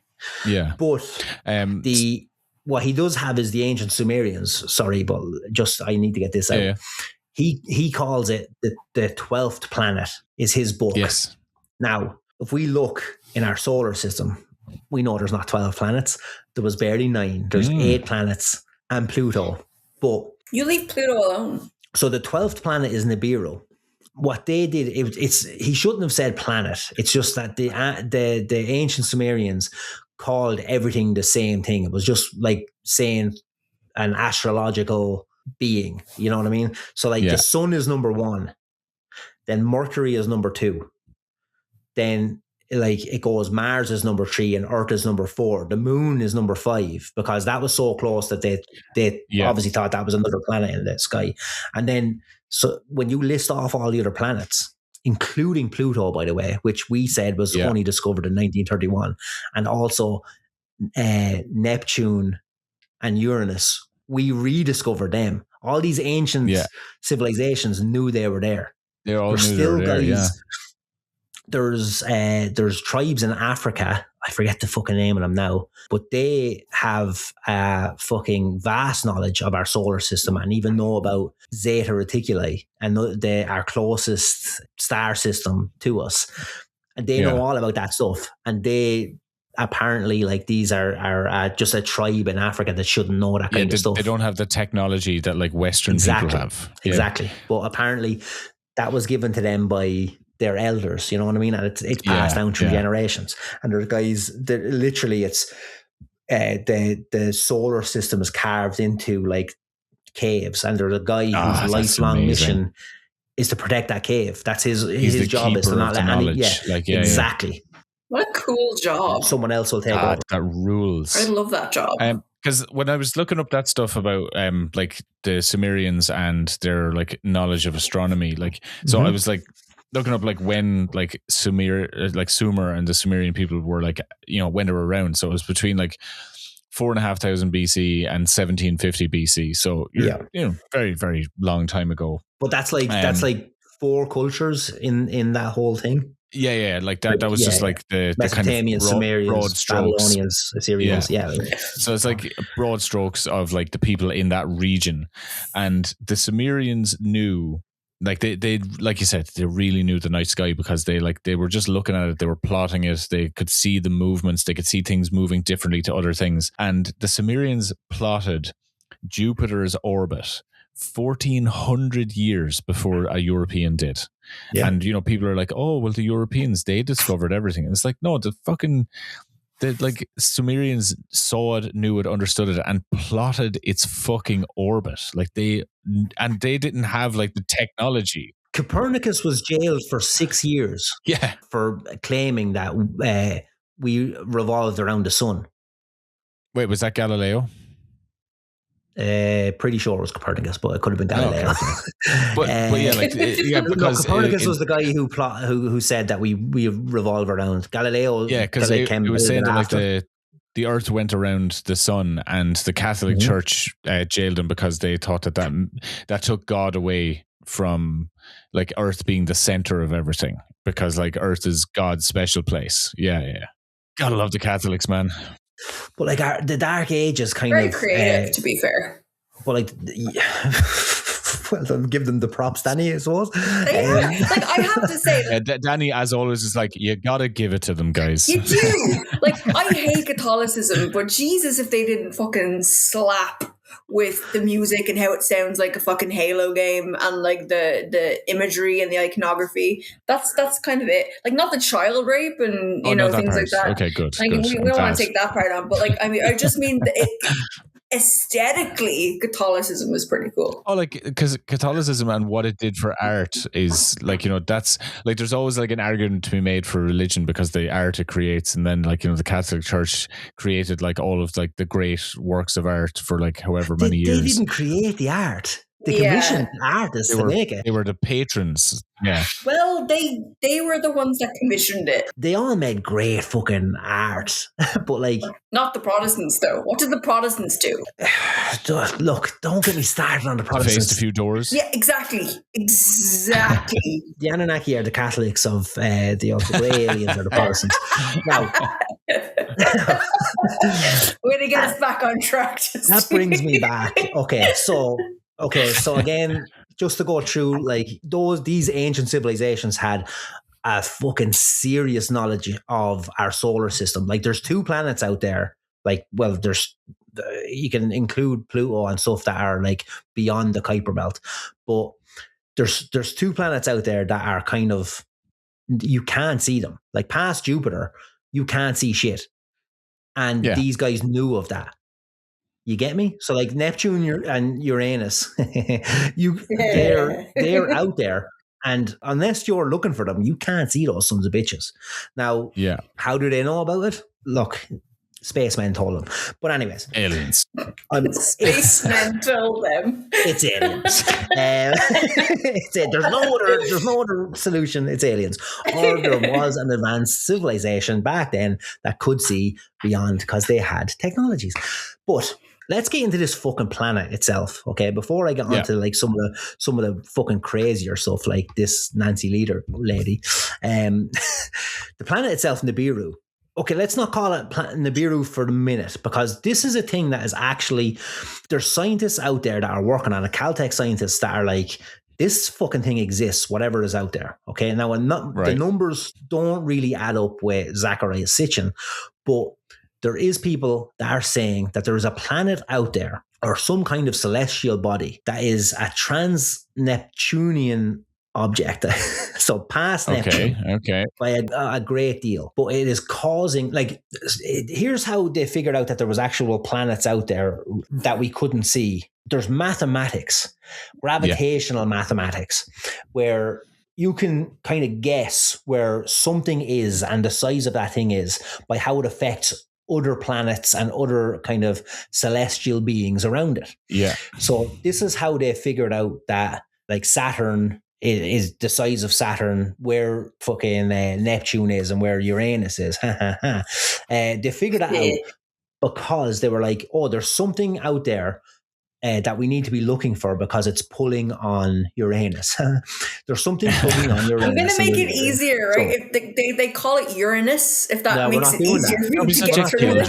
I'm just saying, if it makes it easier to get through it, it's Uranus. But whatever. No, because there's still urine in it. So, that's true. Like lots of your jars hanging around your apartment. There's urine in this thing. There's like 3. That's too many. Christ, that's 3 too many, Dani. That's too many. But no, I know what you mean, Justy, because it was like they were like looking at the orbits of like known planets or like known bodies, and they were like, there's something strange happening to the orbit. There's like a wobble to it, or there's a pull at a certain time of year. Yeah. There's a wobble to Uranus is exactly the sentence I heard. Hell yeah. And so so there's something out there and it affects. They were looking at like the Kuiper belt. So if there's people out there that aren't sure what the Kuiper belt is, there's this asteroid stream that is just beyond like the last planet, the last actual planet in our solar system, Uranus. That. Uranus, and it's a massive amount of these like asteroids and just space dust that it's flying around there, and it's kind of this is one of those like major reasons why they can't see kind of beyond out of the solar system, kind of like beyond, like we can see all the stars that are out there because they shine, and that's the way that works. But like the reason that they saw Pluto is because they were judging where they were looking at where the light wasn't. So do you get me? So like if you look at something for long enough and then a shadow happens, okay, then something has passed by a star. Something has passed. So that's how they figured out the Pluto is out there. Now, there's another thing that's out there that's kind of the same. Like Pluto is like not even as big as the United States. Just so like so people can figure out that. Yeah, it's super small. She's still a planet though. Yeah. She is still a planet. Leave her alone. It's a dwarf planet, and I at the time I was in like, I think they downgraded it in 2006. Yeah, and they brought her back up. They tried to downgrade it to an asteroid, but then everyone realized, well, if you classify it as an asteroid, maybe it'll start acting like an asteroid. So we better call it a planet again. So, Pluto's like, I'll fuck you up. I'll fuck you up. There are properties that will determine what is a planet. And what normally determines a planet is, has it got an orbit? Yeah. Has it got a gravity? So has it got pull on objects and other objects? And like, you know, normally that would mean it's round. So like, that's why we've got stuff like gas giants and stuff like that we will still class as a planet, because it's, even though it's not like what we live on, which is rock and water, it's because it is in its mass is so big. Yeah. Yes. And it has a mass that will create gravity, but also it has carved out its own, like it's big enough to have carved out its own place in this, like in the solar system or whatever solar system it's in. Yeah. And that's why Pluto was kind of downgraded, because it wasn't big enough to kind of carve its own way through the solar system, if you get me. Yeah. Now, that's a whole big fucking talk about the solar system. Now we'll get into why we're talking about the solar system. Yeah. And we've got this unexplainable object that's out there, and they reckon it's on this massive elliptical orbit of the sun. So it's something that kind of came into the solar system, got caught in the gravity of the sun, but it has a mass that would be bigger. Now, they say Nibiru is like 5 times the size of Earth. And this is why all the guys are big, and it comes into our orbit like 3,600 every 3,600 years. Yeah. Again, that's kind of, people say the math isn't mathing up on that one, but they are saying there's something that's out there that could be between 10 and 15 times the size of Earth. Well, the mass of Earth, and that it's on a massively elliptical orbit that could be like tens of thousands of years to get around the sun. So they reckon that like it kind of came in at speed to the solar system, got caught in the gravity. But unlike our little planet and the other planets that are around, didn't get into this orbit, this just circular orbit, because it was moving past and just got caught into the orbit. It wasn't made by the sun or by whatever, so when the sun kind of blasted into existence, it ignited, the nuclear furnace hit, it became this fucking boom, big fucking supernova or whatever it's called. All of this stuff gets fired out into space, but not far enough to escape from its orbit. And that's how we end up getting all our planets, and they all form their own way, but like they'll create a circular motion or orbit around the sun.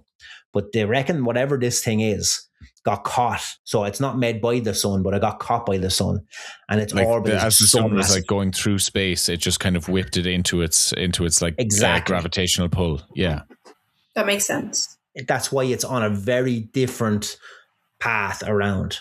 So this makes sense when it comes to a lot of like every 10,000 or 12,000 or 15,000 years, whatever it is, maybe massive disasters happen on our planet. Now, we talk about like the dinosaurs getting fucking, headed out, but like all of these different disasters, we even talked about the Younger Dryas there, where there's like these different hypotheses, but we're talking about floods, and not one flood, but a bunch of floods. Like different cultures talk about like many floods.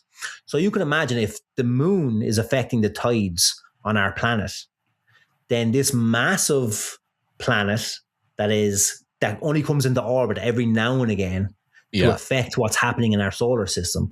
If that affects our gravity and creates massive tsunamis and just wipes out civilization, then it's as good as a flood. Yeah. Yes, there we go. That could be something that leads to the flood myth.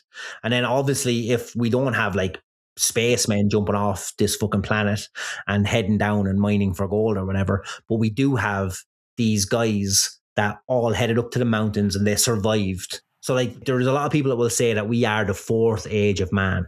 Oh. So we're the 4th major civilization of humankind. And these other civilizations survived massive cataclysms.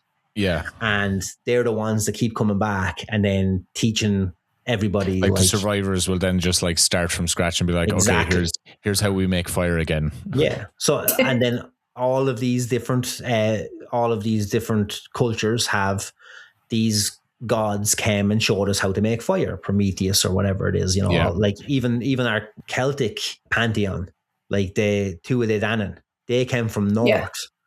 And they landed on our island and taught us. They got rid of the evil, and then they taught us how to be humans. You know what I mean? Yeah. So every culture has it, like from Far East to the Americas, they all have this culture of like being given knowledge. Now, whether it's from the Annunaki, the sky daddies, or this planet has literally caused cataclysms when it comes into like a closer orbit. Yeah. Yes. Our gravity goes crazy, or even just magnetically hits a pole shift, which is a fucking major cataclysm as well. Yeah. So like that's when a pole shift is when our North Pole and our South Pole just swap.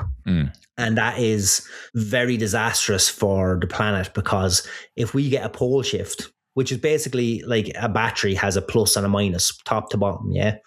That's the same as why we have a magnetic field around our whole planet. So as we spin, we've got like molten metal in our inner planet, and that actually affects, as we spin, we get this massive magnetic field all the way around us, and that actually protects us from like solar radiation and solar wind. Yeah. Yes. Yeah.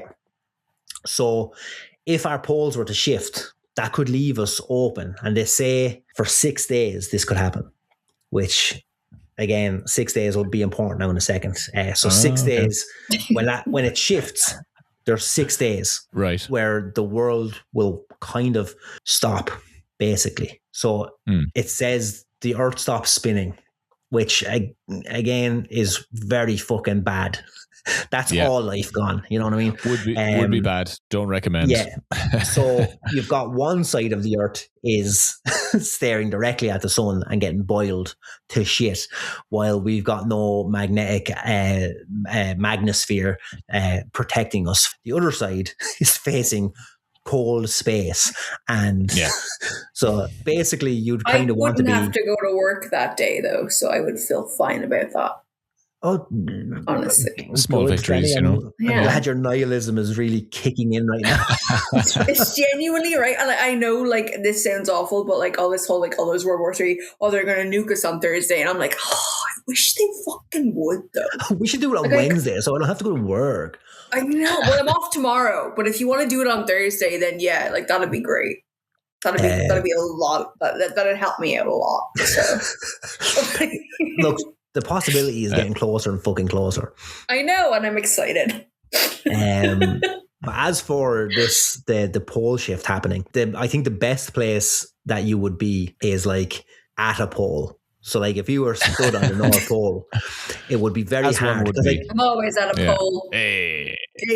Nice. The Earth is spinning at 1,000 miles an hour. Yeah. If the Earth stops, the atmosphere doesn't. So if you're in front of 1,000 miles of wind, let alone when the tsunamis happen, because that'll come slightly fast. Just behind wind. Yeah. But you'll just get disintegrated by the wind. Like you'll turn to dust. Like that is just you gone. Because like the force of the wind hitting you is just, that's it. So like it'll be instantaneous. Where you would be safest, I imagine, would be at a pole. If you're at a pole, then it's not, the Earth isn't spinning as fast there, and you're not going to be as affected by that. Also, you can probably jump between the really, really hot, really, really cold, really, really hot, really, really cold. So just like a Polish person, basically. So we've, again, that's it. I've gone into this this John Moore. Can you guys hear me? Hang on. I'm gone robot. I'm just gonna restart because I can hear it. Like it's in time, but it's like C3PO or whatever one of the gay robots. Bigger, stronger, faster, longer. Yeah, one of the gay robots. Let me just restart this, and I'll do a new recording. So hang on. Right. Technical difficulties. Let's keep talking. I don't know where we left off. I'm sorry. It was Alex's hog, I believe. That was when we. That's. We hadn't hit record. Right. Yeah. He gets a second bingo board. Bingo square. For that hog. Bingo square. The whole board. We can always say that if it sounds like the recording has stopped, Alex's hog has accidentally hit the stop button on. Alex is too good, though. You would never know. You would never know. Alex is like, there's things that I'm like, that we've had that he's uploaded, and I'm like, I know there was an argument in between. Like, Alex cut all that out. We yelled at each other for 10 minutes and we did not agree, but Alex made it sound like we were in total agreement and we all learned something. One of us said the N-word at some point, but that's not there anymore. That was you, Dani. It was definitely you. Probably was. Like, that is like... that's been a joke since before you started. Yes, okay. Alex is great, and he has a massive cock. Let's get back to the end of the world. Right. Right. So all this fucking pole shifts and fucking floods and all this kind of stuff is interesting because there is a guy called John Moore who's an ex-Navy man, or I believe like he talks. I had to listen to 2.5 hours of this man breathe and also kind of lick. He was licking or like take it. He wouldn't take a drink. I love a wet mouth. No, but he's like an old man with a dry mouth that kept slapping at, and I've got that. And it's anyways. If anyone wants to hear an old man slapping and talking about the end of the world, did you see? His name is John Moore. I'm sorry to interrupt again, but did you see that there's like a guy I've like shared a few of his videos where he does like us now telling our grandkids stories, and he does the whole like, and then he.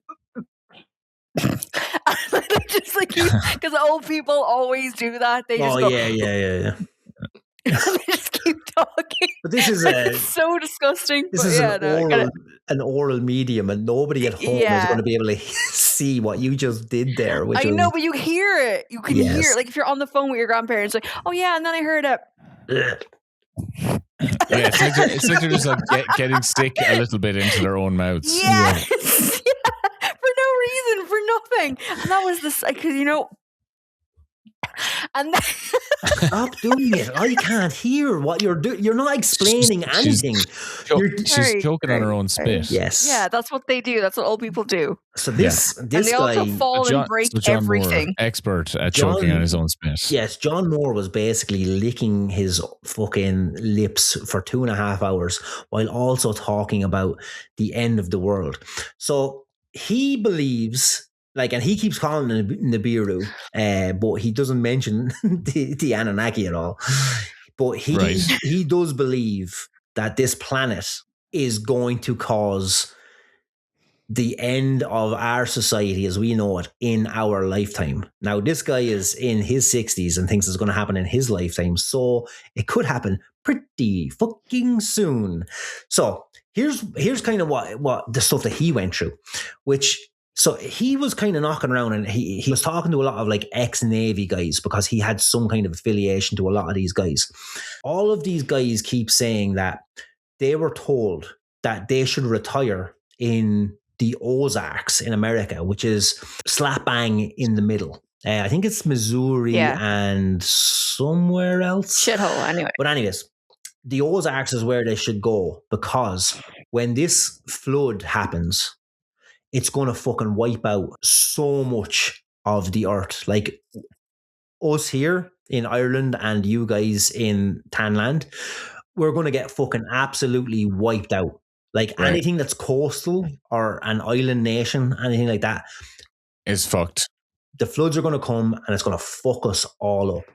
Dani, this actually brings us back to something that we did before, which never got out, but the Denver airport. Yes. Yeah. And I before we get back to that, I do just want to say, because this ties into it. Maybe I've told it before on the podcast. I never remember. I don't know. But one of my massive phobias as a kid growing up was, the video for the Earth song by Michael Jackson. Banger of a song, right? Banger of a song. But the music video is basically like the end of the world. And he's stood there like clinging on to two trees. And my brother convinced me that was going to happen, and that was going to happen soon. That's how the world was going to end. World. And I was so afraid. Like I had to leave the room when I would cry. I would be so upset by it, because if the video for the Earth song, like if we were there and it was like, because we had MTV, we were like one of the only families on the street that had Sky at the time, so we had MTV. Fancy.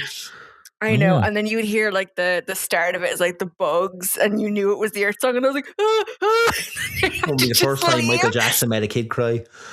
No, but then that brings it back. No, I'm not talking about Epstein. I'm not doing it. But anyway, like that video. Episode 4 of Epstein. I was like, I would freak the fuck out, and my mom would have to like bring me out of the living room, because my brother traumatized me that much, thinking that like, oh, that's what's gonna happen. Like the Earth is gonna end. You're gonna be like hanging onto a fucking tree for dear life.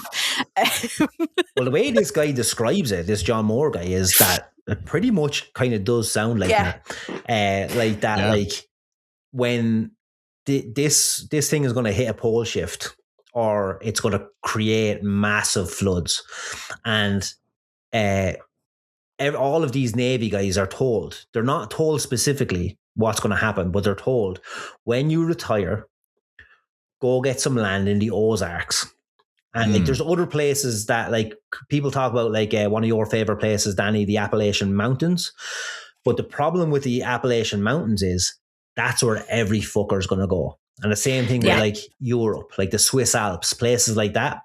Every fucker is going to go to high ground. I think there's enough of the Appalachian Mountains, though. You're not going to run into. It's There's big enough. 350 million Americans, Dani. Yeah. All these, like, I'm just saying, like, if you get to a place, I know it's old, it's ancient. I think a lot of them are smart enough to get up there, though. No, I think a lot of people are just going to fucking die. But if you think about it, like, a lot of Americans have been prepping. Now, not for this. They've probably been prepping for, like, nuclear war. But this is where we go, right? So Denver Airport. We've talked about this before. So again, not we to should get do into an all episode on it again. We actually should do it when Oisín's here. Do a complete Denver Airport. Oisín, you'd love that. It's so fucking much crazy lore behind it. But right now, I've read about it. Yeah, what we'll just stick to now is the fact that there is apparently, like, or allegedly, a massive underground bunker under the Denver airport. That this for the elite. Yes, so this airport has kind of been a cover for creating this massive, huge bunker. Again, all the Illuminati and Masonic stuff that's littered around the airport are supposed to be like these little winky clues to the fact that when the end of the world comes, this is where all the elites are going to go, or all the like top brass in America. They're all going to go to Denver Airport. Oh no, like legit, because even the horse statue that they commissioned, what's he called? Like the Bluey, isn't it? Just something like Lucifer. It's a big fucking fuck off blue horse, right? Big blue horse with glowing red eyes that killed the artist. Yeah. Artist was just I'm looking at it right now. What the fuck? Fucking crazy. But there's even, so I don't know if you've watched, did either of you watch American Horror Story like all the way through? No, I watched the first couple. All of it. Yeah. You wouldn't have got to, it's basically season 9 then, essentially, I think it is, which kind of pulls into the whole bunker for the elite kind of thing, and they reference Denver Airport a little bit without actually referencing it. But yeah, it's that whole kind of thing that where you get like a ticket, like a golden ticket that you're either like, you know, your rich parents are fucking handed, and then you grow into it, and then it's like, in case of emergency, this and this, or you get a special text message that nobody else gets instructing you on how to kind of like get into the underground bunker. But it's all kind of situated on like this one fucking in plain sight place, which it all kind of points to Denver Airport. But that's been a whole thing for like years and years and years. It's been like a portal. Apparently the grounds that it was built on were like an ancient Indian kind of spiritual place of worship, basically. Sacred ground. It just kind of goes back to like all of that. This guy says that like, so Denver having this place is kind of one thing, but we've got the FBI and the CIA have moved like their headquarters to they've bought land. So like the CIA are moving operations from Langley to, I believe, somewhere in Denver as well. So like somewhere like proper inland. Now, season of American Dad. If you think about the kind of infrastructure and the kind of the hassle that it would be to move something like the operations like the CIA in there. Same with the FBI, moving the FBI even more inland. The NSA. Now the NSA will be a massive deal because it's not just operatives and kind of hardware that you're moving at that stage. The NSA has a fucking massive network of like listening to the average American's phone calls and stuff like that. So like they've got huge like hardware that they would have to move. So the huge infrastructure. Yeah. Also there was an island. What's the name of this fucking island? Again, not that island. But there's a place that's out in the middle of the sea. Christmas Island? Hawaii. No, it's the one that's out. No, it's in the fucking middle of the ocean. And Are you thinking Point Nemo? no, I don't think so. Anyways, The only island, when everyone says that, I think is it Centennial Island? No, not that one. Island? North Sentinel Island. No, that one's in off India. This one is off the coast of America, but it is where they have all of the diseases. They're doing all the studies on all of the viruses, all of this stuff. Right. So that's out in the middle of the fucking ocean, and it was out in the middle of the ocean so that if there was an outbreak, that it wouldn't go and infect and fucking, destroy the whole fucking human race. But they've moved operations and are selling that island. Like it's a massive island with like just 5 buildings in it. But like I can't find the actual name of it because it's bringing me up like a list of 15 islands that are dodgy around America that you can't go to. I forget the name of the actual. I should have written it down, but the National Virology or whatever it is. So it's an island with fucking. So we got Great Diamond Island. No. Admiralty Island. Chutty Hunk Island. No, this is getting boring for me. Speak faster. Plum Island. Plum Island is exactly the one. Thank you. Plum Island is the one, and they're actually selling it right now. Jesus Christ. But yeah, Plum Island. So they were testing all these viruses and all that shit out there. They've upped sticks from Plum Island and moved it back onto the mainland of America. Now, why would you do that? Like, that seems like a good idea. So, I mean, great idea. Great idea. But again, all of these places are now moving inland. And it does kind of, this guy, whatever he's saying, it kind of does hold a little bit of weight when he says, all of these, if you look at, there's certain places where the Navy have these maps and they update it like regularly. Like, I don't know if it's a weekly basis, but there's lines on all of the like coastal areas, and it's like, why is there so many lines? Like there's dark blue, which is the ocean, then there was these light blue which kind of comes inland, and he was explaining that that's where is going to be covered by the ocean. So that's the new coastline. So these people are seeing maps of what the new coastline would look like. What it will be. Exactly. Do you know where Plum Island is? No. To call back to a previous episode. No, I don't want to know. I don't care. No, not those episodes. It is spitting distance from Montauk. Oh, no way. That makes sense. It's part of Long Island.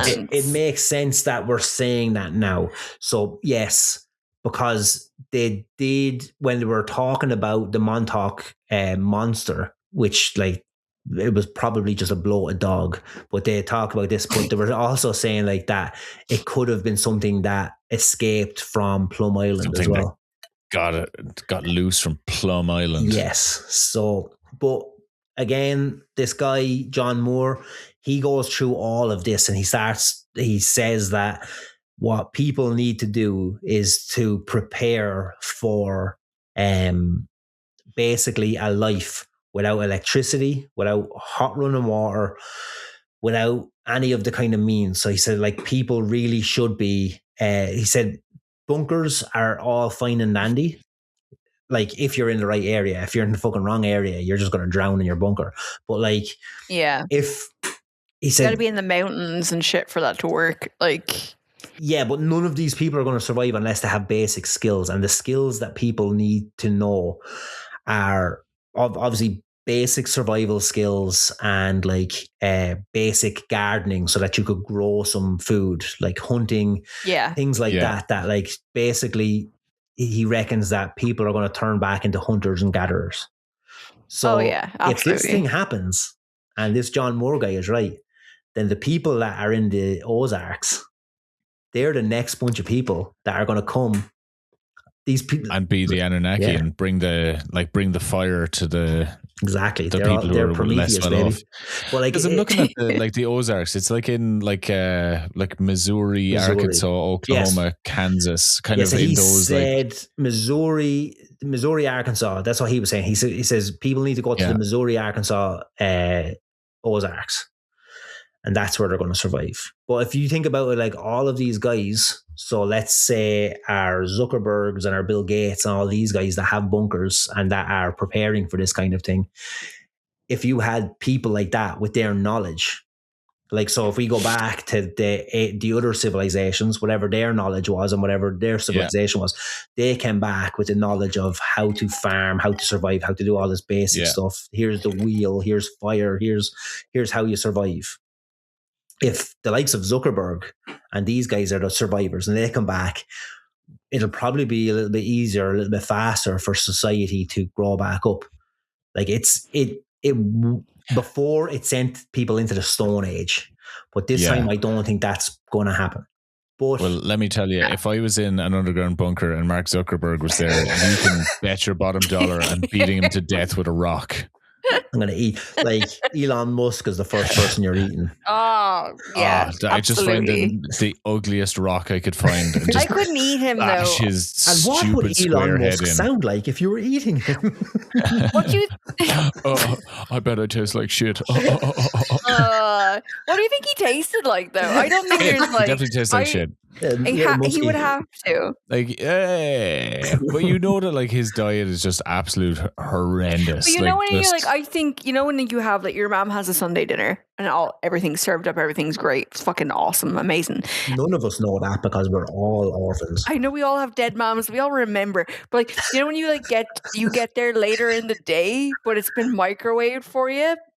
But a lot of the time, it wouldn't even be microwaved. So chicken would still be cold. That's what I think he tastes like, is just the cold chicken that you missed out on family time for and you're eating it because it was there for you, but you know that you missed out on the good part of it. That's what I think Elon Musk I think he's just straight up going to taste like gone off ass. What Dani's after describing there, I actually think that's probably perfect. that actually made so much sense in my head when she was talking about the cold chicken that hasn't been reheated yet. And I actually think... But it's still put in the microwave. Your mom just keeps it in the microwave so nothing happens to it.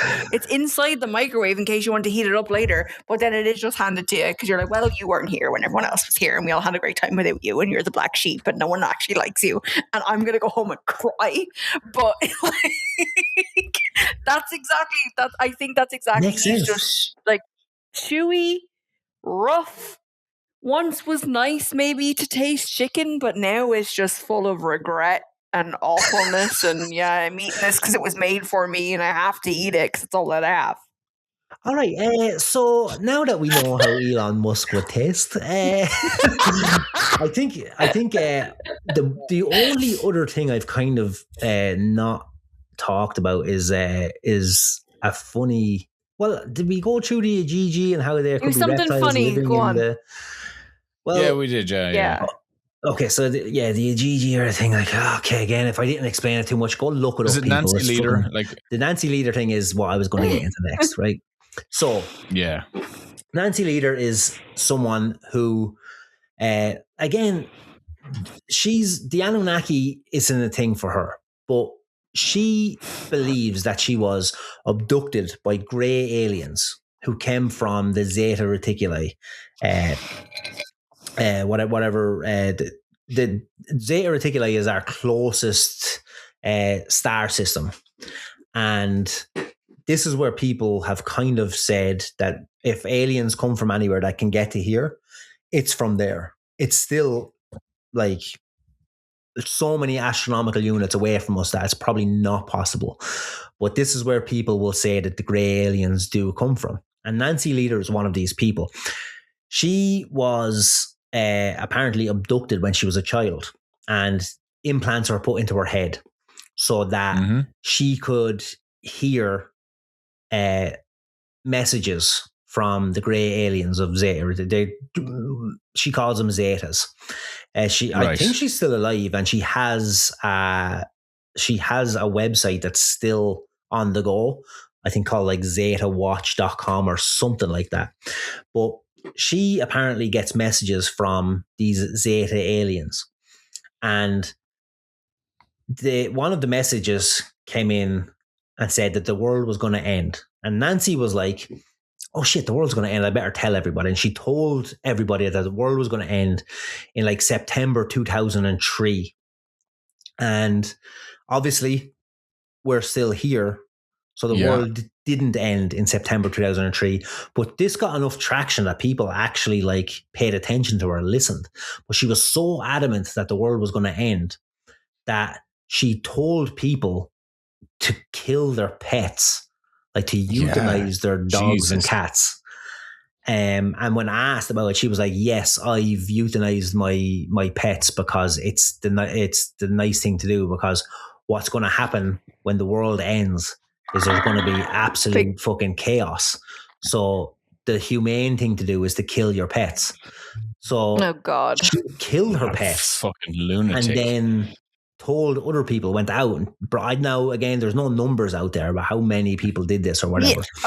If it's America, probably a fucking lot. America. Like, so, like I imagine it probably, like, you know, we've talked about cults before, and like, you know, Jim Jones and people who like they get swept up in this kind of stuff. And you know yourself, like this end of the world thing, we've lived through about 4 apocalypses ourselves, and like people get swept up with this stuff. Nancy gets swept up with it a few times, but I can imagine people actually would have gone out of their way to like murder their animals. And then imagine the regret when you wake up the morning after she says nothing happened. When the world is going to end, the world is alive. The world is still spinning and your pets are dead in the back garden. That's got to be shitty. But Nancy wasn't deterred by the fact that she got the date of 2003 wrong. And she fucking doubled down when it came around to 2012, December 21st, 2012, to be specific, when we all knew that the end of the world was coming. The Mayan calendar had finished and everybody thought that, okay, that's the end of the world, because the Mayans, it only went as far as the 21st of December 2012. So like, everyone was like, oh, that's the end of the world. And that's when Nancy kind of went, oh, fuck, yeah, maybe that's okay. And then she doubled down again and she was like, okay, this is definitely the end of the world this time. Everybody kill your pets again. The end of the world is happening in... If you got more pets in... Just kill them again. Kill those as well. Okay, dig them up and kill them twice. So she doubled down on this and went fucking in crazy. She said the Zetas are after sending her a message, and the first time this was a test. Now this is definitely the end of the world.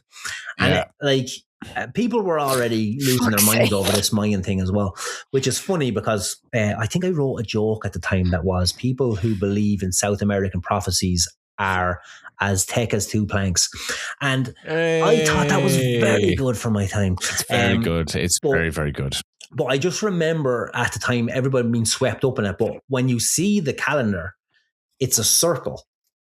Yeah. So the Mayan calendar, it's this big stone circle, and like, you know, or whatever it was, and there just wasn't room.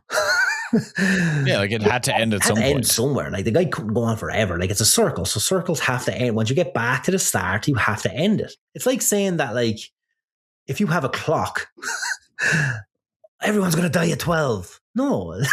Around again. That's not the end of the clock. It's a circle.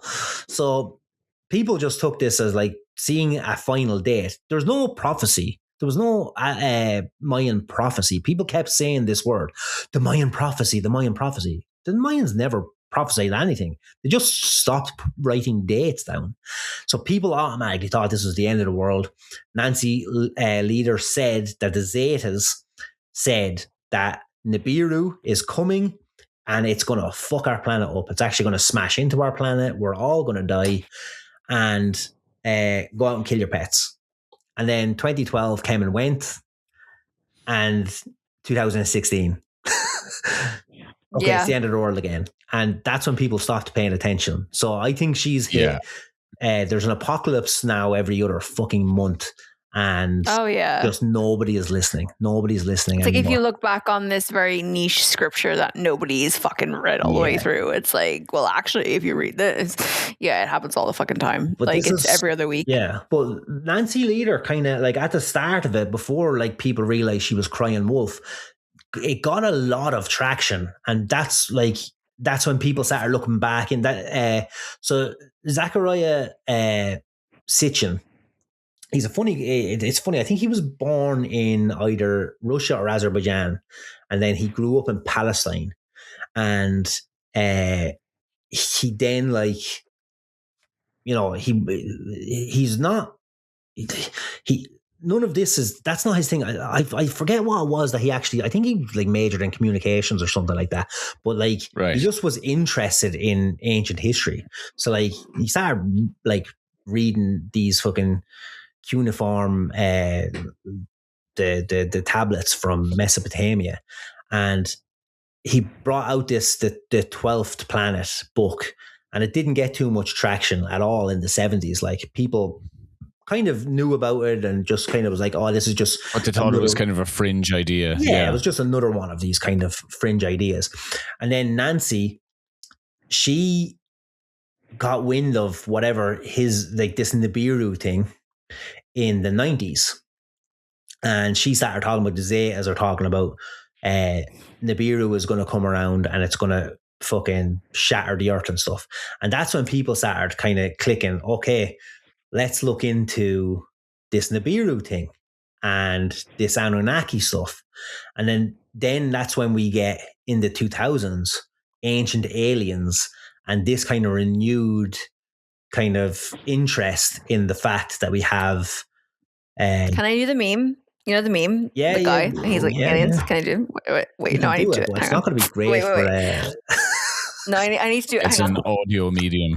Yeah, you're going to have to send. You're going to have to her hair. Yeah, she's done it. Actually, done pretty it. good. She she messed up her messy bun. I did she pulled the alien's face. It was great. I thought it was good. Yeah, I was like, I can do it. I'm just go. Now you need to do it again. Send that to Alex on his massive cock, and then he'll put it up on the Instagram. No, because that's terrible audio. It's terrible podcasting, though. It was great for me and Oisín to see. Thank you. But anyways, that's ancient aliens brought all of this stuff back up, and then the likes of Graham Hancock with Ancient Apocalypse and stuff like that isn't exactly speaking about the aliens, but is talking about the fact that there could have been these cataclysmic events through throughout our history. And then people like John Moore, who talks about, oh shit, the apocalypse is coming and it's coming pretty soon. It's just the government is preparing for it. Exactly. Like that's his approach. Yeah. So like it's not just a bunch of lunatic. Well, I mean the government. It's a bunch of fucking lunatics. But what I don't understand, guys. Yeah. One thing that I don't understand, right? So I guess like if it is the case of that, like they all know it's going to end and then restart, why are we putting like fucking 90-year-old people in charge of it? Do you not want like young sprightly people to basically try and rebuild? But why is it like the only people who can be in charge are actually in wheelchairs? Rich old people are like trying to live longer. They're trying to live forever, and they're just like, but I have all this knowledge of my life. I cannot relate to trying to live longer. Billions of dollars. Like that's the weirdest thing. I mean, maybe if I had money and I was rich, I would want to live longer. But like, I just cannot fathom wanting to stay around long enough that I would have not even opinion, a say on the next generation. And that's what fucking like when you get a taste of power, you want to hold on to it. Power must fucking taste very good. But this is the thing, right? Yeah, you can love power and you can want that, but the only thing better than power is sleep, and you don't know anything other than that. I don't think you just go to sleep. Your sleep is so much better. No, but like if you look at like all these like tech billionaires, like they're all obsessed with living longer. They're all obsessed with like, their legacy, and they want to stay going. They want to hold on to power. They want to amass power because then they control more things. Eating babies and cloning. Eating babies and cloning. Look at your man Peter Thiel. Like Peter Thiel is an objectively like evil man, and like he is obsessed with the coming of the Antichrist. Yeah. Like he thinks the Antichrist is fucking imminent. He is giving private lectures around the world, where he will like people have to pay to sit in a room with him, and he will talk about how he knows the Antichrist is coming, and the only way to battle the Antichrist is through fucking AI technology or some fucking bullshit. Like it's me, I'm the Antichrist. Everybody's crazy. This Brian Johnson lad is making himself live forever. The Liver King. Why? Did you see his documentary actually on Netflix? Liver King, he's fucking insane. No, the Liver King ever since then, because like he's just lost his mind because he was exposed, and now like his Joe Rogan took out like a restraining order against him because he was trying to like get to Joe Rogan's compound to fight him, and now all of his like Instagram content is just him high off of his head doing weird shit around his family. Insane. So like I do want to say, I know like not to mention my brother again, but like he is one of those very impressionable. We almost met. I know, but he is just fucking prime material for being a fucking dumbass. Like when we talk about America, he is the prime person that, like, you know what I mean, that we talk about being fucking stupid. So I remember him actually talking about like the Liver King being like he was doing his actual diet. So he was following that diet at one point. Yeah, definitely not the real diet. No. But like the fucking like the proper like raw fucking like hunting killing animal. Organs, yeah. Okay. No carbs, nothing else, just fucking animal, right? And he was doing that, and I remember him doing that because he came home to visit, and my mom was just like, really sick. No, he was like literally. My mom was like, "All right, I made you a fry or whatever," and he was like, "Oh, I can eat all this now because I'm in Ireland." And like ate whatever, but he's like, normally I just eat like fucking deer hearts and fucking whatever the fuck he was eating at the time. And my mom was like, "How was America?" Like she was just generally just like, "Well, you'll eat what you'll get in this house, and I'm not fucking going out and buying you deer hearts." Like I'm eating sheep heart. And like, what? It's anyway. So he was basically just eating like all of this fucking creeps thing, right? And then I know because Joe Rogan was like, this guy's a fucking crackhead and he's a psycho, like, you know, whatever. And then the documentary came out on Liver King and how he was mental and all this stuff. And I just, for fun, messaged my brother and I was like, "Oh, I just watched the fucking, the Liver King documentary." I was like, "That's fucking crazy." And he was like, "Yeah, guy's a fucking weirdo." And then all of a sudden that diet that he was so fucking determined and focused on, it was the best way to live, because Joe Rogan had basically been like, "No, that's a bit of fucking weird." He was like, "Well, Joe Rogan says that's weird, so I think that's weird." Well, I'm glad that, I am kind of glad that your brother can look at that and be like, okay, if Joe Rogan says, because now that Joe Rogan is a little bit pushing back on, he doesn't like Trump anymore, so hopefully he'll go down that route a little bit. Like hopefully he'll start to see it. Rogan's compromised. Rogan's he's hedging his bets. Like the criticism that he has is fairly light, and he knows who his audience is. Like he knows what those guys are. Like his audience is like a bunch of conservative men most of the time. Don't think that Rogan knows where he even stands these days. I think he's at that point where he's just like, money. It's money. Yeah. He stands with money. It's like, the same with like Theo Von, like who was very, very Trump for a while and was very just kind of, and then as things went on, like, and to be fair to Theo Von, I do like Theo Von, and he came out and he was like, yeah, I mean, he was like, a lot of shit's been happening around the world that I can't really ignore. And it's like, maybe I am uneducated and stupid, which again, stupid excuse because you're a grown fucking man. Yeah. And also like everyone knew from the first term, like everyone knew from the first term. What are they saying? Like they knew what they were doing. They thought that they were just like getting onto like the winning fucking horse. Like all these guys can go fuck themselves. I know we're getting political again, but I want to just say on the Theo Von thing, I would have played devil's advocate a little while ago. Yeah. And I would have said, but Theo, he's this and he's that. And he's got a mullet. I want to tell you this about Theo Von, right? He was crying about fucking kids in Palestine and he got people on and that was great. People were like, you're a traitor to Trump. But then he got JD Vance on and he didn't fucking question him about Palestine. He didn't talk about fucking anything. And now he's Of course like, not, then 'cause he he's starts, coward. yeah, and he goes off This is the for dinners with the only fucking thing I will Kushner. say. He went off. He's having dinners with Kushner and fucking Ivana Trump, and Yeah. he's Fuck that he's guy. all their buddies. He goes for dinner with JD Vance. But He's the only fucking thing- he has fucking Trump on text. He's a shill for the government. Even now when he's crying Obviously, about but it and the saying, and he's saying fuck like, that this guy. isn't what I voted for, man. You're still going to the fucking White It House for is. dinners. No, it is what he voted for. Like all these people are like, this isn't what I voted for. It is because Trump said he was going to do it. Like he But said you it. also had multiple celebrities who have voted for Trump in the past and come out and being like, no, that isn't. And now I will tell you fucking full, fuck Trump, fuck whatever. All But of these the only thing people, that like your Andrew Schultzes, your Theo Vaughns, Yeah. your Joe Rogans, who had Trump on the fucking podcast and softballed him Yes. and had fucking and didn't fucking question him and didn't hold him to the fucking flame and didn't fucking put his fucking feet to the flames. And if they didn't question him, I say that- all they were doing was promoting him. So they got him voted in without.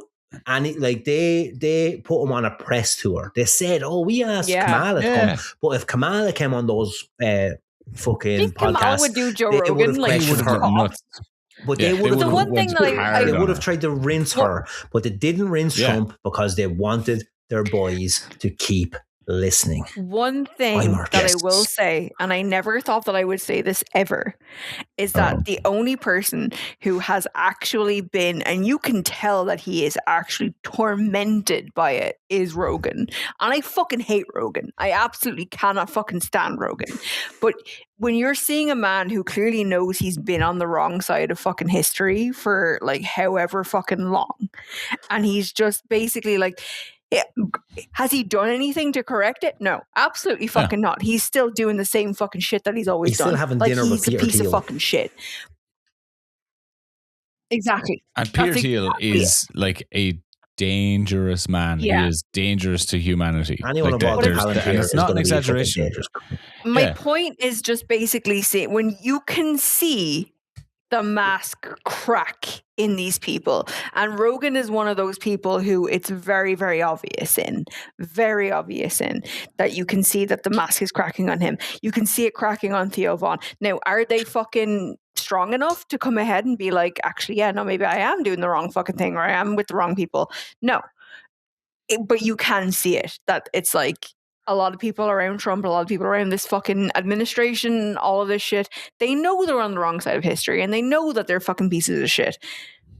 They might not Everybody fucking do go anything about it ever. Listen to Stavros Halkias if you want a fucking I love Stavros, comedian. actually. If you want a comedian Yeah. that has He's the fucking Big So fat good. guy who used to be on that Stabby, show yeah. with the Hometown. couple of other guys.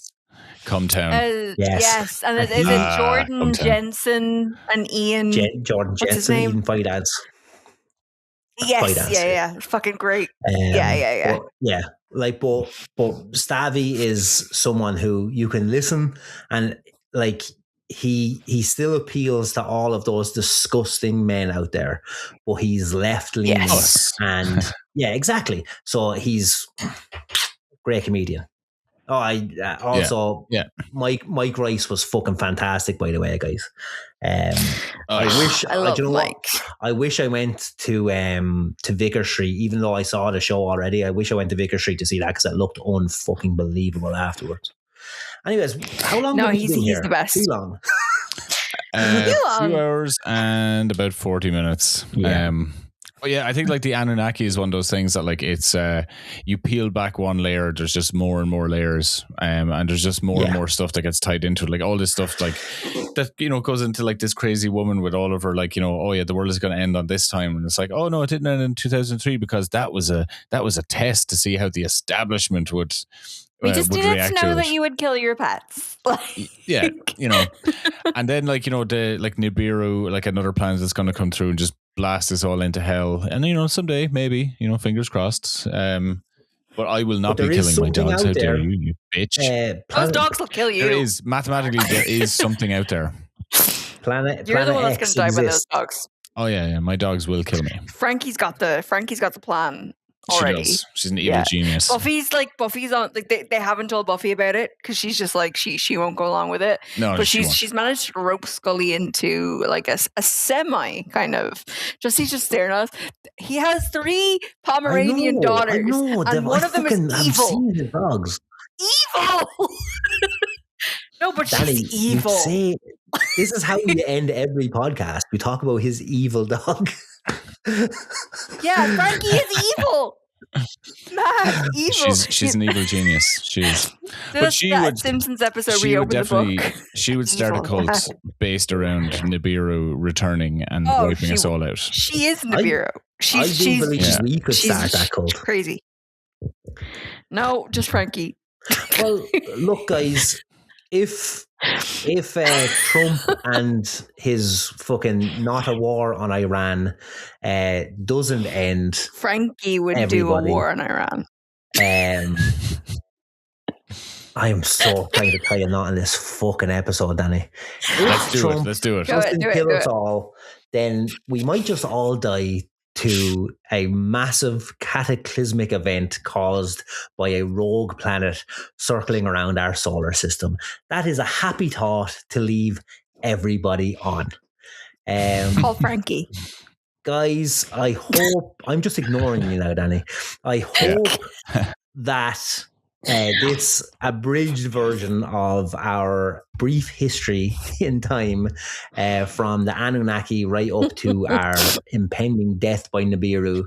I hope you all enjoyed that and you're left with happy, warm feelings. Thank you for listening. This podcast was produced by Alex with a giant hog. I've been Justy. He's been Oisín. She's been fucking unbearable this last 30 seconds. Thank you for hanging out with us for a spell. I've been so quiet. But anyway, good night. Thank you. Bye. Bye.